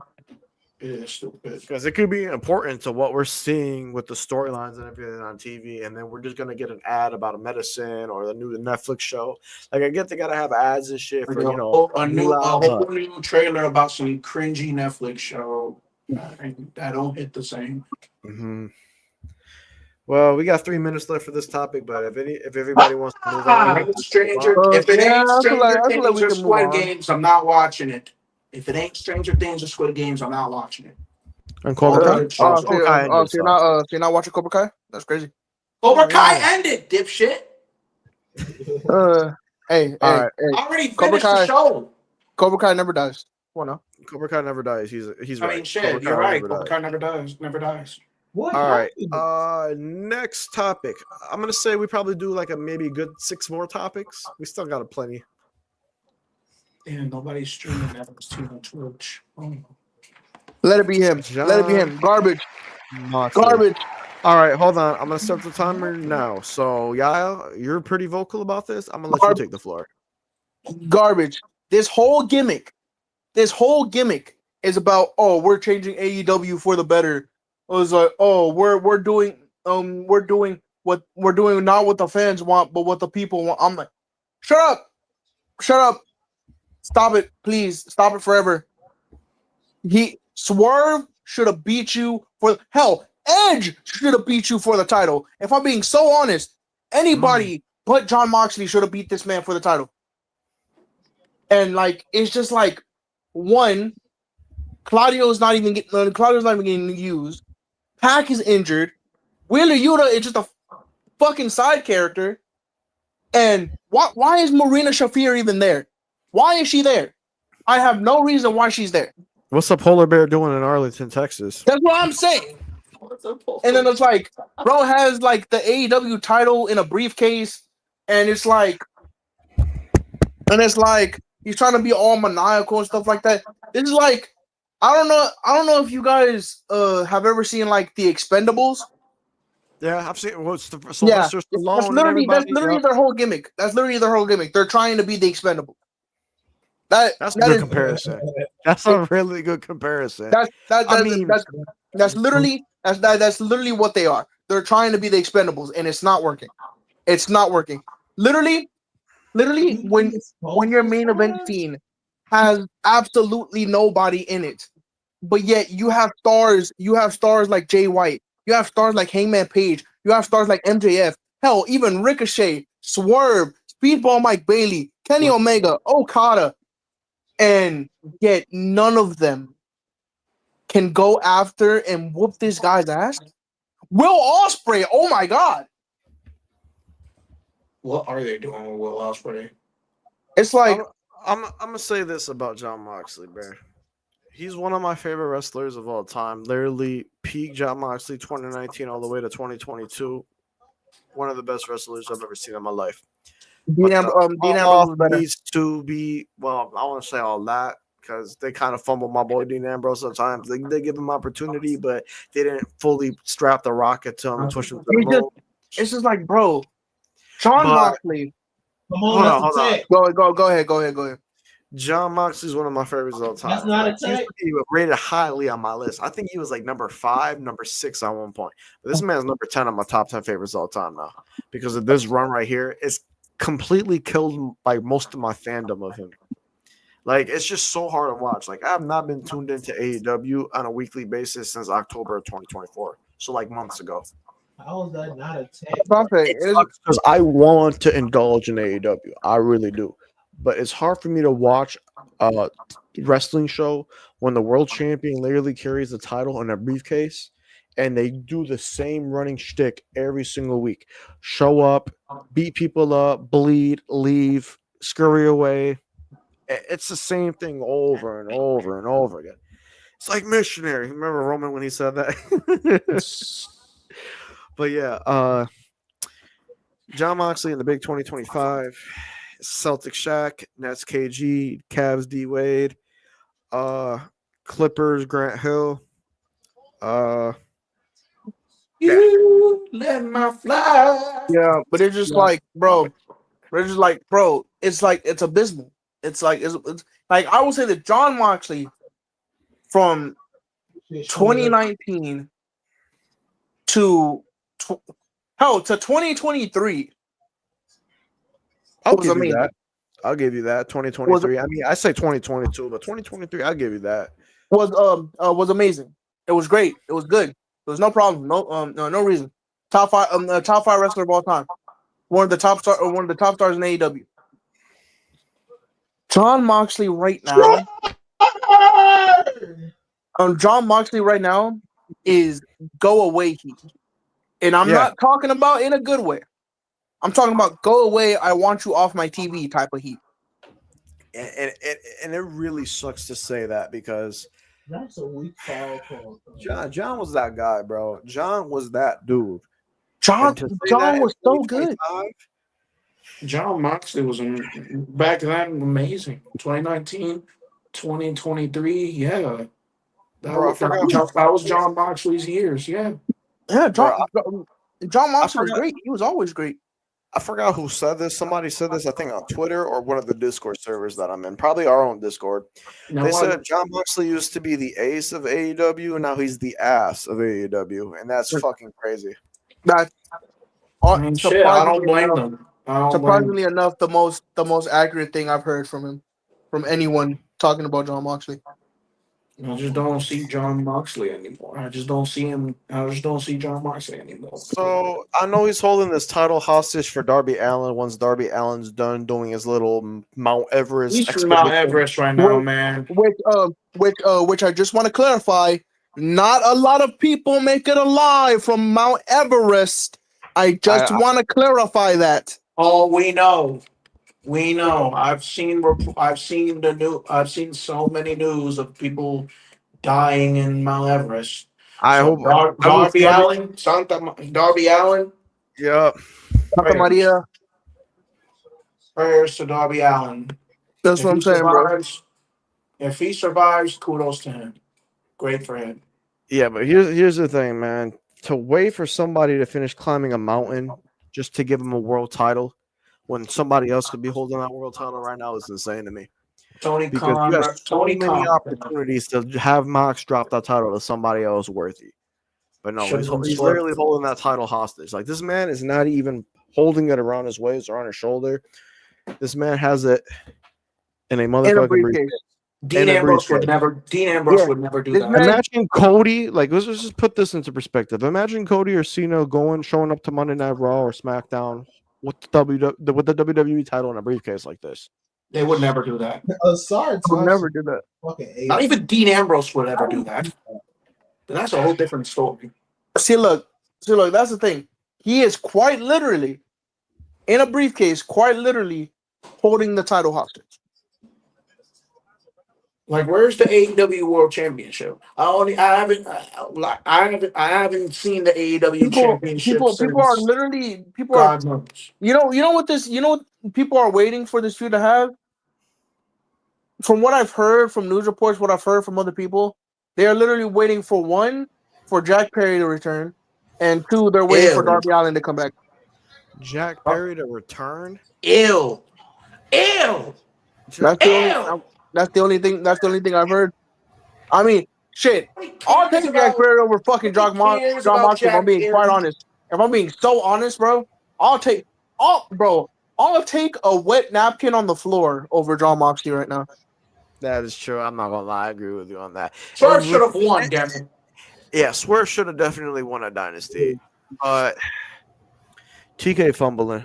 Well, recently, I mean, he is kind of cooking with some things from what I've been seeing, like that. He's fumbled. He's fumbled hard. We gotta Like He's what the fumbling fans to are the saying. point where the TBS title is more. What the fans are saying. What the fans are saying is quite right. That he fumbled. Oh my God, Cat is. Hold on. Well, I mean, Yael, say what you gotta say first, and Smooth, you go ahead. Because like I said, TK has been fumbling. For example, just to give you a few: Aleister Black, Rusev, Ray Phoenix, Penta, Ricky Saints, Ethan Page, Shawn Spears, Brian Pillman Jr. Just to name a few. In the span of what, 3 years? Two maybe? Yeah. He didn't even name the biggest one, by the way. The person that's still working for the company. Keith Lee. Ooh, No. Nigga, where the fuck is Warlow? Where the fuck is I Wardlow? forgot about. Where the fuck is Wardlow, bro? Where is Wardlow? As smooth as you say that, that's the big issue. That is Bro, the big issue right there. Wardlow was supposed to have this Batista ass run, bro. And then the minute people said, "Oh, Wardlow might be going to WWE," off TV. You're holding these people hostage, Tony Khan. Here's the thing. I have not seen Wardlow since 2024. I actually met Wardlow when I was at Double or Nothing last year, and that's the last time I've seen him. I'm being serious. And you wonder why people call your show WCW 2.0. Yes. And also, I'm gonna say this. This is mainly this ain't mainly for me. This is mainly for my boy DZ. Excuse me. If TK fucks around and ruins Adam Cole's TNT Championship run, somebody gonna die. Wholeheartedly. I mean, Already ruined. Well, he better not ruin Adam Cole's TNT Championship run. There's already people that are not fans of Adam Cole anymore, which is crazy. Cause don't get me wrong. I fuck with it right now. He left the Undisputed Kingdom to the Paragon now, etc. I'm cool with it. I'm fucking with it. But I want him to have credible matches against credible people, and have good rivalries with credible people, and have a good TNT Championship run, and not have a fucking Daniel Garcia. We're not probably gonna do anything. We're gonna match you into a tag team for some reason. Ash run. Yeah, don't even get me started on that. But let's move on to the next topic because we still got a couple of them left. So let's see. I want to end this pod at around like the 2 hour mark because I want to watch the Clippers and Nuggets game and get on the game with y'all. I just don't want to take so much time talking and being, But I mean, there's still a lot of topics. We could be here all day talk about it, but I kind of just want to, speed up the pace. So Mm-hmm. let's see. What do we got next? Ooh. Road to I like this. WrestleMania. Shout out Smooth for this. He's the one who came up with the idea to put this on the wheel. LFG. Okay. I got, So the timer's gonna start now. I'm gonna let DZ speak first because he just joined. So the floor I is ain't got yours. nothing on it. I didn't watch it. Okay. All right. So first thing first, I gotta start the stream and say, fuck TJ. All right. Hello to everybody else on the stream. When it comes to LFG, and this is me being hard. Like I watched like 3 episodes of it. For what I've seen, I'm gonna be completely honest. It doesn't work in this generation because it's pretty much just a new modern version of Tough Enough. Mhm. So when I say that doesn't work in the generation, it's just because the fact of like a lot of shit that quote unquote wouldn't have flew in like the 2000s such and such. Time like the business has evolved. Like for example, I saw a clip. I think one of the wrestlers was wrestling in earrings and chains or something like that. Evander Holyfield's son, I forgot his name, but I know what you're talking about. And then Undertaker got mad about it and said, like, pretty much God said about it.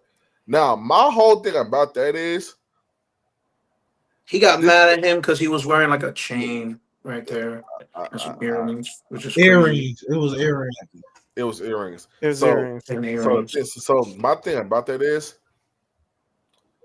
I can understand that Taker's quote trying to protect the business, but also you got to think about it. It isn't but the same as back then as he was coming up.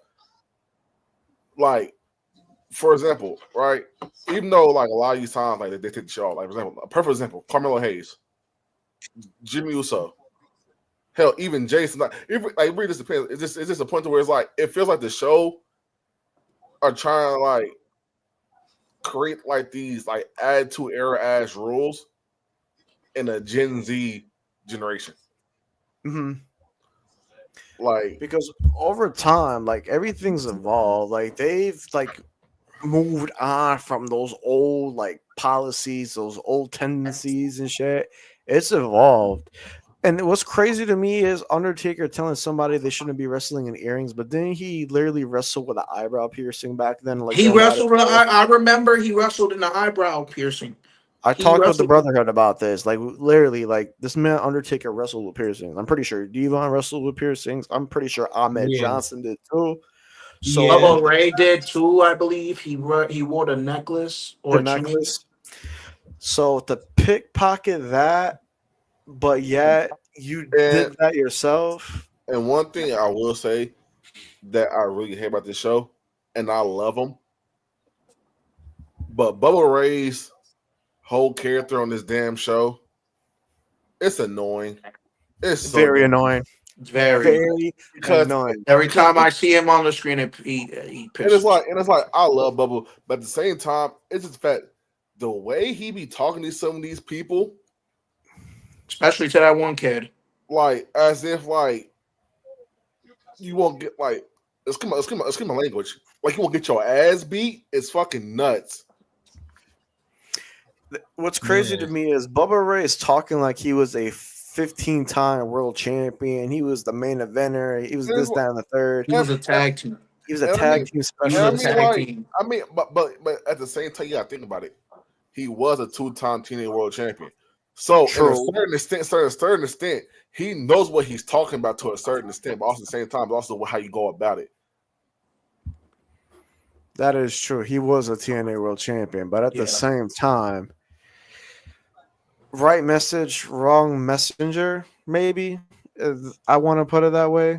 Because I understand he is a vet, but at the same time, it's like if you're trying to talk to somebody trying to be a world champion, just talk to somebody who has more world titles, more established as a world champion, more memorable reigns. But yeah, I don't like the way he talks to all these guys. I mean, you have to show people tough love. You have to be hard on them to like succeed. But at the same time, he's kind of out of pocket, really out of pocket. For real. Is this the And slick one thing I comments, do, the crash outs? Out of pocket with that shit. yeah, now, Wait. bro. And one thing I do gotta say about this situation is like, yeah, it's halftime. Detroit is down 50-49. Oh, one thing I want to add in. Metaphor just broke up. What? What? What? Yeah. What? What you mean? They No. just broke up. No. Like, Wait. What? Like, was it a Wait. term or Who said what? Who Wait, said what what? He So- said Metaphor just broke up. So they're all going separate ways, and that includes Jakara and Lash. I saw the clip on NXT. What? Meta girls are breaking up too? Yeah. What? Yeah. Yeah, I just seen it on Twitter. Damn, bro. Fuck. Wait. So what's happening? Metaphor broke up. Metaphor broke up. The whole faction, they broke up. And like, So Oro's not coming back. Wait. So like, and I'm not just saying like as if they broke up and like no, they broke up too. What the fuck? Bro. So everybody's gonna be So single not- stars. So And that's crazy because Noam Dar just won his Heritage Cup back. And I thought I was gonna see Metaphor again. There's no like, okay, I'm gonna be so honest. When it comes to Noam Dar, his time in that damn group, it was like legit. Even though he is a face now, it would have been the same thing. So I feel like babyface now. That's probably why. so I feel like if they have to move past that. Now I will say breaking Lash the car up, that was stupid as fuck. It That's what I'm was. saying because they were that's the most. in the ever. main roster together. And I'm pretty sure I had this conversation with somebody. I forgot who it was. I think I was talking with Alex about this. The fact that the women's tag titles are on the main roster and we don't have any NXT women's tag titles down in NXT is blasphemy because there's more just tag gotta- teams at NXT than there is on the main roster. Like true tag teams in NXT than on the main roster. But And they now just we broke broke up up one Lash of the best Legend and ones. Jakara. So like, what are we doing? Like we're losing the plot here. Like what? They what just the fuck broke is up one going of the on? best tag teams, and they just broke up one of the best factions in NXT. That egregious. That was my favorite faction in NXT. All right. So I'm But gonna hold on, tell you 'cause- this.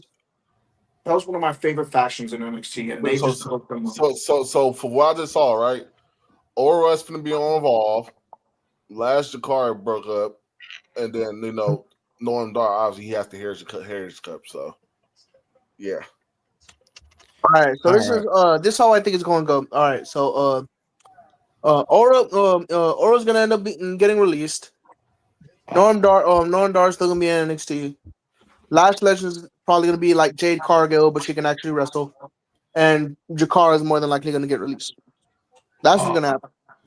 Damn. Oh my god! Wait, are we at the point where they're doing releases? Oh no! I don't It think might so. happen. It might But, happen. But back to the topic. Back to the topic because we got a minute. I hate that time of the month. We got a minute. brother. We got a minute 40 for this topic right here. I just Oh, want to wrap it up. Milwaukee and Pacers went into OT. But yeah, I agree with what DZ says. Like LFG, I get what they're doing. They're trying to do a modern version of Tough Enough, but it's not working. They did that with Next Gen, and there's not even a next season of that. Didn't they try to do that with NXT Level Up too? Level Up. Well, not like it was like developmental. Like they had matches or whatever that weren't really showcased. That's NXT Level Up is literally what Evolve is. That's what Evolve is. That's what Evolve is. That's so- literally. Hold on, I'm about to switch to this I'll last give few my quick seconds final of this thoughts paper. before we move on to the next topic. I say we're probably gonna do like maybe 2-3 more topics and then end it off there. So LFG, I understand what they're trying to accomplish. They want to find the next new stars. They want to help progress the business. But this way of going about, doing it like tough enough from 2011, 2015, all that old shit, it's just not going to work in 2025. Times are changing. The norms are changing. The business has evolved. The old practices aren't going to really correlate with the new people, the new gen. So LFG, I mean, like I said, It just it's a feels work like in I'm watching progress. a reality show instead of. Yeah, I mean, there's been some cool moments. There's been some intense moments, like the whole BJ Ray storyline with Bubba. Their little few, them trying to coexist. I'll tell I you mean, one thing about that dude. He's a piece of shit, but I feel like he's gonna go places he's gonna go places if he's invested in this. because his confidence and everything and his eagerness, but he needs to just respect a little. He needs to He respect needs the to business a respect little the bit more. people there because he doesn't respect the business. He doesn't. Yeah, He needs to respect business more. He didn't respect. He went into business for himself, give me 1 and second, y'all. that's Wait, that wait, can wait, and wait, that wait. But look, that's one of the They main problems. turned it over. Well, that's one of the main problems down for the speak on, right? yeah. In that damn show, it's like they be trying to like set like these unrealistic ass expectations about like we gonna do a certain thing. You don't call them respect the business. Certain shit just isn't gonna like fly. So like when it comes to him, like I get he's not likable, right? But at the same time, well, I ain't gonna admit for myself, but at the same time, it's like y'all are setting these unrealistic ass standards just because y'all came before us and thinking The that Pacers we're just not won the shit. series. We're not. Crazy. Wait, what? They Tyrese won? Halliburton pop your shit, nigga. Tyrese, All right. no. Let me tell you what happened, bro. So look. Oh, go I ahead. know we're go ahead. complete. Like I know, like we're talking about basketball right now. I know we're talking about wrestling, but let's go focus on basketball real quick. Since the Bucks lost, Giannis, this was his last game as a Buck. I'm just gonna say that right now. He's not gonna be a Buck after. Yeah, Giannis. yeah. Like we talked about Bro, before. what Teams, just three took place teams: was crazy. Heat, Warriors, Pistons. Those are the three teams to look out for. Bro, so let me tell you what just happened. It's overtime, mind you. Mm-hmm. The Bucks is up 118 to 114. Tyrese Halliburton goes down and gets an and one to make it 118-117. Then eventually the Bucks turn the ball over for Tyrese Halliburton to put up the game-winning layup over Giannis with 1.3 seconds left, and they couldn't make the full court shot. I heard he put up a triple double in regular time too. Shit, probably. I think he put up a triple double because I got an alert. So I'm just gonna say this right now. Giannis, Oh yeah, they just showed it on TNT for halftime of my game. Giannis did everything he could possibly do as a Buck. He won 2 MVPs. He won a Defensive Player of the Year. He made multiple first teams, won Most Improved Player, and he won a chip and a Finals MVP. That is the greatest Buck of all time. His time there is done. He's already established himself as the greatest Bucks player of all time. Yes, over Kareem Abdul-Jabbar. I don't care what anybody says. That man has the free will, free power to go to wherever he pleases. That man did everything the right way, get drafted, and won a ring with the team he got drafted by. Mm-hmm. That's all I gotta say. That is legitimately one of the greatest players I've ever seen in my life. I got emotional there because damn, bro, this is really his last fucking game as a Buck. Times are different now. Times are different. Hey, man. But yeah, let's continue with this wheel. Like I said, maybe 2 more topics because we'll see 10 minutes per topic. I want to hit the 2-hour mark. The other topics we'll probably get to a future stream. So let's get right into this. Second last spin. Let Oh me my lead God. this shit. Let me lead this shit. Oh my God. Oh my God. Y'all might as well give him full screen at this point, bro. All right. I'm on stream. Hold on. All right. So Yeah, I'm about to put the timer on. And I'm gonna give him full screen. So I'm gonna mute everybody. If you can mute, I'm gonna let DC speak because this is one of his favorite wrestlers ever. So the timer starts now. All right. Y'all see the profile picture, right? Right. You know, being a Finn Balor fan 2025 is extremely tough. I'm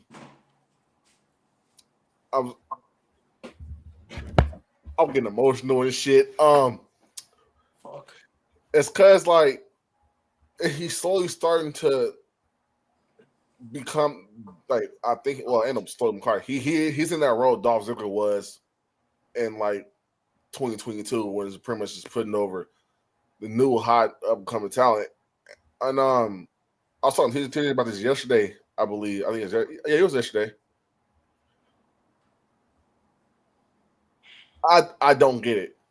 I legit don't get it. Like, you have a guy who, for one, is responsible for one of the biggest fashions in wrestling history, period. You had that guy on your roster. Bring him to WWE. Has a crazy ass run at NXT, right? Who more than anybody you can say legitimized NXT. Comes to the main roster. When's the world title? Gets hurt. Comes back, and you do nothing with him. Now,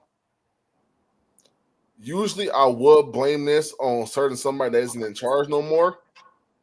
But now I'm talking to you, Paul. You see, you could have said that, oh, he's injury prone. Well, if you look at the record, right? Finn Balor has only been injured on 2 separate occasions.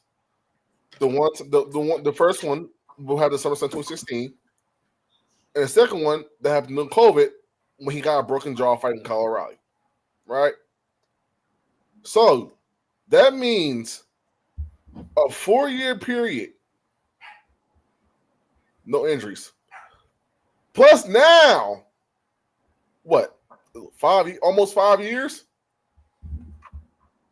What is the narrative? Tell me what's the narrative. And it hurts so damn much because when, like I said, I talk about this shit all the time. When Triple H became head of creative, this was the main person I had hope for, because it isn't like he's shitty at his job. Finn Balor is an amazing in-ring wrestler, even to this day. But he's not getting the opportunities that I feel like, or the positions that I feel like he's so rightfully deserved. Like, honestly, in my full opinion, I genuinely feel like with Ken and Judgment Day, Damian and Finn Balor was like pushes doing that group should have been reversed. Because you're not finna tell me that Fergal Devitt is not better than Damian Priest. Now, maybe that's just perspective. Maybe that's just my opinion, right? But I feel like when that group initially started and Finn was introducing to said group, yeah, you had Rhea Ripley, but everybody thought that Finn was going to be the one to come at that group to get back to his days of glory, you can say. But it hasn't happened. Every time a Finn Balor fan, like every time Finn gets a little bit of momentum, right, it gets snatched from right under him. Whether it's the closing out the, like a Finn Balor, like a match, the closing is the same thing. A sling blade, a basement drop kick, go for coup de grace, he misses, opponent hits their finisher, 1, 2, 3. It's the same shit. When the fuck are you going to get this man what he fucking deserves, bro? Now, I can understand. We came back to the Maris. Okay, Roman had both belts. Okay, not being Roman. Okay, that's cool. Whatever about that. What the fuck is the excuse now? Okay, SummerSlam 2023. Okay, he didn't beat Seth. Seth just became champion. Okay, that's understandable. That's understandable. That was 2 years ago. Damn, 2 years ago. What the fuck is the excuse?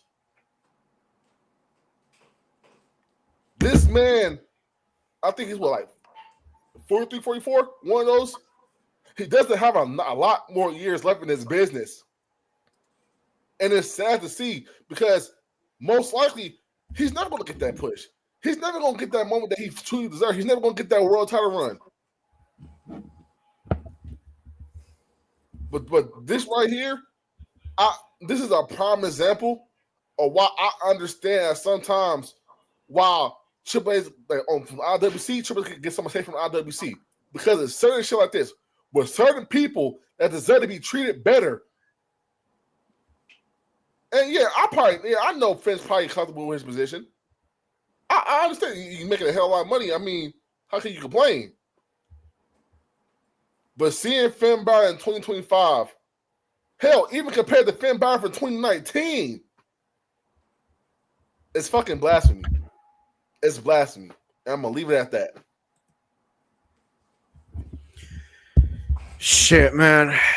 I respect what you said because being a fan of Finn Balor, it's rough. It's rough within these last several years.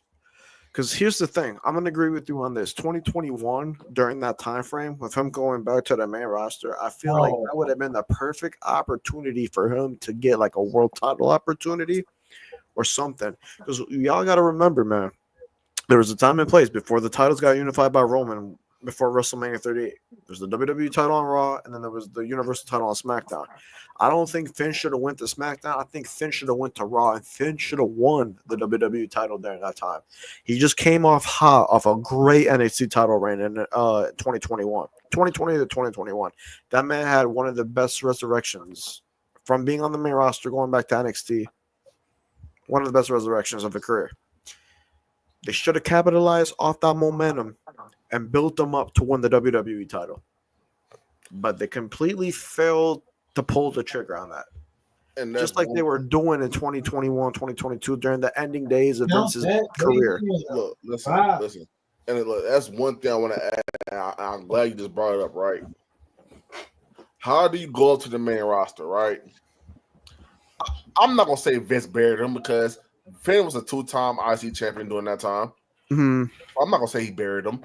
Right, but obviously the potential, like compared to like what he was doing in that time compared to what we wanted him to be doing, didn't add up. Right, so he goes back down to NXT. Right, completely reinvents himself. Nigga, pretty much incorporates his Prince Devitt character from New Japan into his current set in NXT. Some people might say he probably had a better run, a better second run than his first one. Yep, I agree with that. His second run was definitely better than his first one. His first one was short-lived.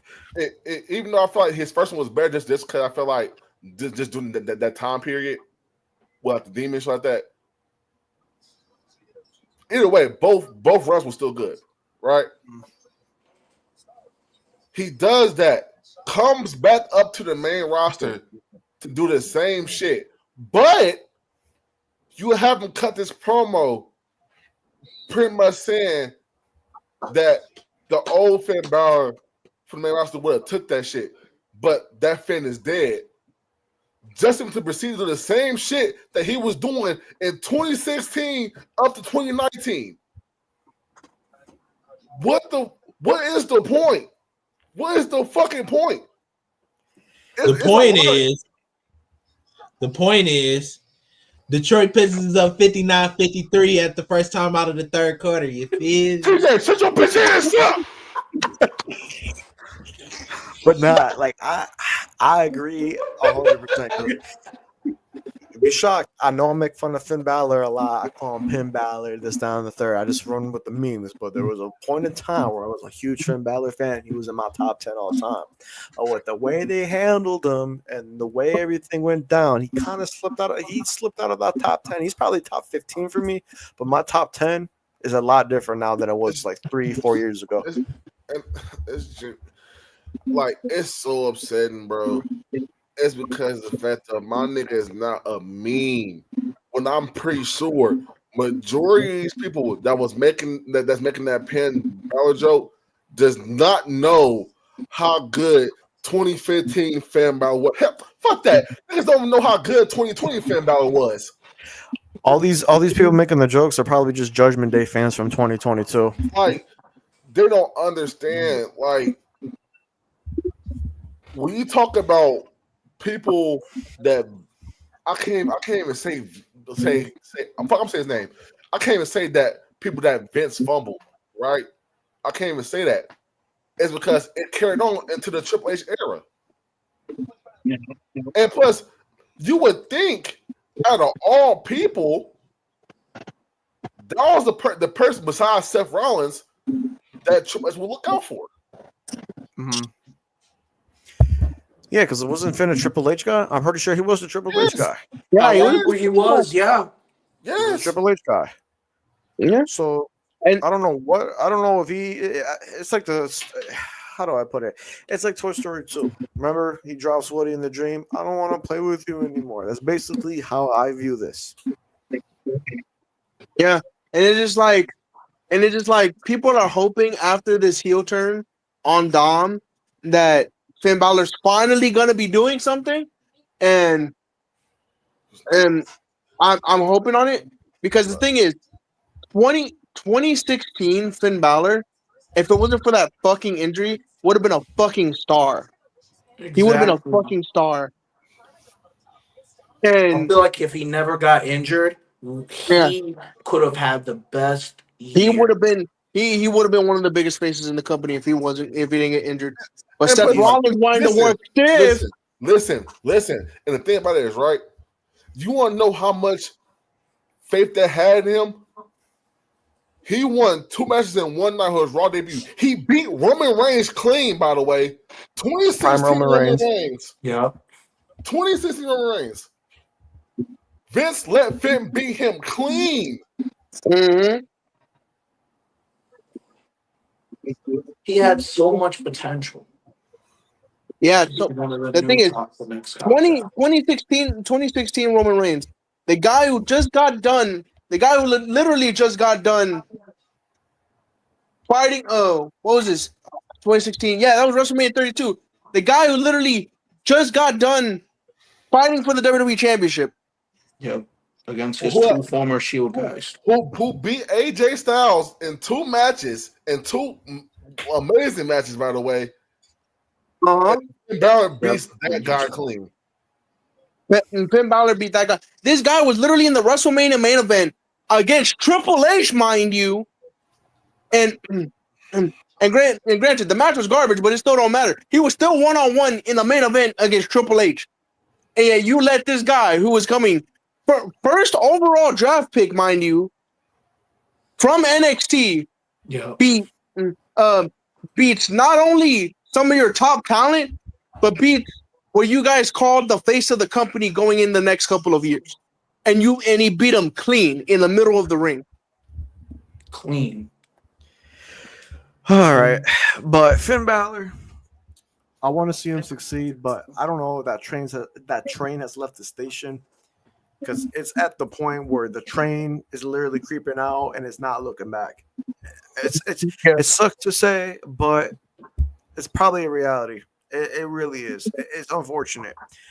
Hey, he better hope he doesn't leave, bro, because Tanahashi wants you back. I'm not gonna lie, New Japan does need some stars because everybody's leaving. But we're gonna move on to the last topic of the day because this Clippers Nuggets game is coming on, and yeah, if we go through all these topics, we're gonna be here all day. So I just want to do one more. We'll talk about it briefly, and we're gonna end it off right there, y'all. I mean, granted, So for the one time, we're already almost at the 2-hour mark. So yeah. mm-hmm. And we're gonna end it off with This is a good one to end off on. This is a real good one. Oh yeah. 2020 Garbage. one. Garbage. Hold on, let me put timer on for 10 minutes. And whoever wants to speak first, speaks Good first. block, So hey. timer starts now. Just for that. I mean, what can we honestly say? It's a 2-pack of ass. That's what that is. That's what AEW is right now. Now, don't get me wrong. AEW has a whole bunch of amazing stars. We have Will, we have Swerve, we have Kenny, we have Kyle we have Kyle Fletcher getting in the limelight. We just got Speedball Mike Bailey. We just got Josh Alexander. There's a lot of great names. But thing is, you can have all these great names, and your championship card can still be abysmal. Mhm. We talked about it. We talked about it earlier. John Moxley as champion is one of the worst decisions AEW has made right now. Since October 2024. One, the guy's over here carrying your world title. He's not even carrying the world title. He's carrying a fucking briefcase. Briefcase.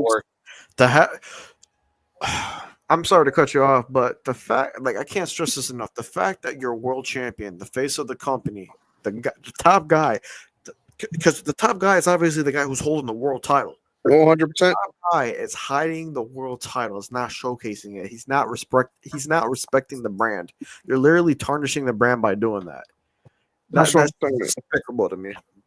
But continue. It's so crazy. I feel like right now, the mid-card division is doing 10 times better than what the main event scene is supposed to be doing right now. Think about it. Your mid-card champions right now is Adam Cole, Kenny Omega, and Kazuchika fucking Okada. I'd rather watch any one of those matches than watch the main event, which is actually kind of crazy since you are the main attraction. It's in the name. And it's just like it's baffling to me. It's like half-ass backwards to me because you're telling me you got two elite stars like Kenny Omega and Okada holding mid-card titles, but yet you got Moxley who should now be in the mid-card because he's already done his job. He should take a step back. He's holding the world title and he's not showcasing himself as a world champion. And the same thing for the women's division. I know Smooth brought this up earlier. The fact that the TBS championship is bigger than the AEW Women's World Championship is a big problem. Yeah, I understand Mercedes making that title relevant, but if you want to, because if you wanted to make Mercedes a big time champion, you should have gave her the AEW Women's Championship. Took the words right out of my mouth. Yeah, and personally, there's just a me thing. I don't care if Josiah hates it or not. The AEW Women's World Champion is better than the AEW TBS Champion. I'm just saying, Tony Storm better than Mercedes Moné. I'm just gonna keep it at that. You're not wrong. Timeless. I love hold on. timeless Tony Storm. Hold on now. I don't know about all that. Let's talk about it. Let's talk about it. Don't get me wrong. Don't get me wrong. I love timeless Tony Storm. That is one of the best characters on pro wrestling. She's one of the best women's wrestlers on pro wrestling. But to say she's better than Mercedes Moné, the former Sasha Banks, right now, exactly, Sasha right Banks. Because if we're talking here, I'll give you this. If we're talking all time, 100% by a mile, which 100% by a mile is Mercedes Moné. But if we're talking AEW right now with both gimmicks, hold on. Look, let's really talk about it, right? Let's really talk about it because for one, before the whole timeless gimmick in general, name one who could get fucked about Tony Storm. Generally. Before that, well, hold on, let me finish. Before the Thomas character, right, and before the long term feud with Mariah May, who the fuck gave a fuck about Tony Storm and AEW? Shit, nigga, me. Besides besides the Tony Storm, horny ass. So now it's looking like Mariah May is going to the other side. Like generally, I feel like a lot of people get caught up in like present shit just because they just saw it without analyzing the full run. Now, granted, obviously, Tony Storm run has been longer than Mercedes Moné, so just based on what Tony Storm has done in that time, obviously people are going to say they have her over Mercedes run. But when it comes to reviving a dead title that Jade Cargill was holding for like fucking 600 something days, wow, making that title feel more important than the women's title. Mind you, women's title that Tony Storm, now is currently holding, but when Mariah May had it, was few Mariah May to get it back, and even during that time, Mercedes Moné was still having better matches. Besides, the only match you can say the only match you can say is Revolution, which the last match between Mariah May and Tony Storm. That's the only match you can really say. But besides that match, Mercedes and Monet's match catalog for AEW, it's like within past 6 months, like I ain't gonna lie, Mercedes, like that's a good point to make. The fact that a mid-card title is outshining the world title, that should indicate like Mercedes is doing a good job. Like she's doing her job, and that just proves the whole thing with Mercedes being a little bit better than Tony Storm. I mean, it's close, but Mercedes got the slight edge. Because I get Mariah May had the AEW World Title for those several months from All In all the way up to Revolution, but they didn't really showcase her that well. Like I'm not gonna lie, she had a lackluster reign. Mercedes was holding it down with all those matches and the feud she was doing, and she's still doing it right now. She's still capable of holding down the title and doing good things with that reign. I guess. But now back, like rallying back to the general like AEW in 2025. Look, there's been some banger matches. I'm not gonna lie. You had the Will Ospreay to catch the match on Dynamite a couple of weeks ago. You had the triple threat match. You had the triple threat match. You had Mariah May versus Toni Storm at Revolution, the Hollywood ending one.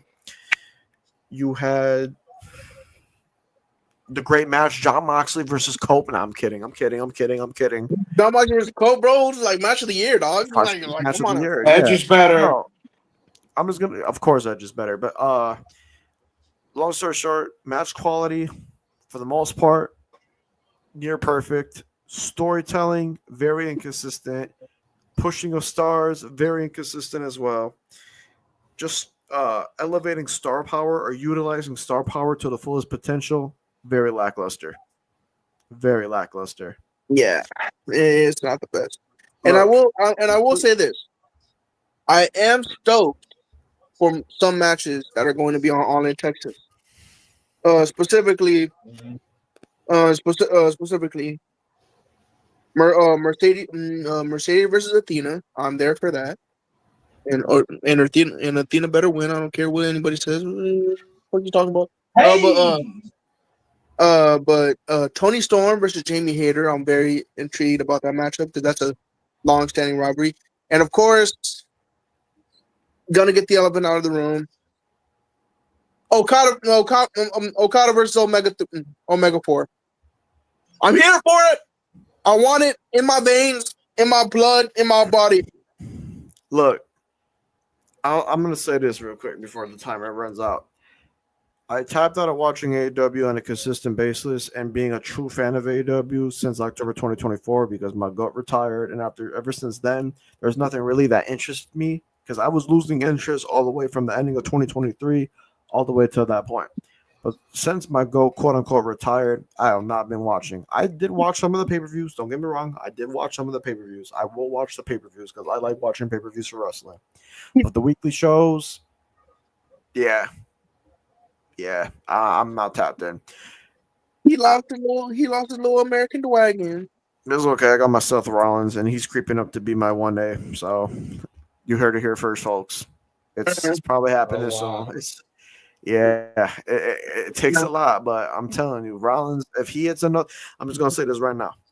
If Rollins wins another world title, he's going to become my favorite all time because he's 1B right now. Brian's 1A, Seth Rollins is 1B. But if he wins another world title, Rollins is going to take that spot. I don't think Ant's ready for that. If Seth wins another world title, he might explode. Two times Seth. Two-time champ, world champ. More like hold on. Oh wait, 1, 2. I mean, what you mean, bro? What you mean, bro? It's gonna be. Oh, and what you mean, bro? See, look. This is what's gonna happen. Logan Paul is gonna beat Jey Uso for the world title, and then Seth Rollins is gonna face Logan Paul for the world title. It's gonna happen. No. So I guess we're just saying dumb shit in the stream. All right, it's been Astroworld, and we love y'all. Let's end the stream before Death starts. Hold on. Me No. Hold on. No. Oh yeah. But hold on. But yeah, spin the wheel. We're gonna do another one of those in the future. I love doing these. Short little calm stream today. Appreciate everybody for showing up and showing out as per usual. What do I have to say? Next week, Backlash predictions. Stay tuned for those. It's gonna be good. Got a lot to talk about leading up to the Backlash show. A couple of other announcements. May schedule dropping this Friday. Cooking up with the brothers here, seeing what we can put out in May. Still working out the kinks here. Coming out soon on Monday. I mean Friday. And yeah, summertime. Be prepared. We got a lot in store. Jeopardy tournament, the J1 climax. We're bringing back watch parties, so we're gonna be going live again, watching pay-per-views. And what we're gonna do is, as soon as the pay-per-views end, we're gonna get to doing reviews as soon as the show ends. So as soon as, like, we'll say for example, Backlash is next Saturday, we're gonna just get right on here and do a review. And yeah, we got a lot in store for the rest of 2025. We had a great Antstroworld Mania these last several weeks, and now we're just shape shifting into the summer now. So it's gonna be good. But as always, TJ, want to send us off here? Indeed. Make it a problem. Mr. Pistons, which I hope they beat the Knicks. I really do. It's Antstroworld, pussy. Fuck wrong with us.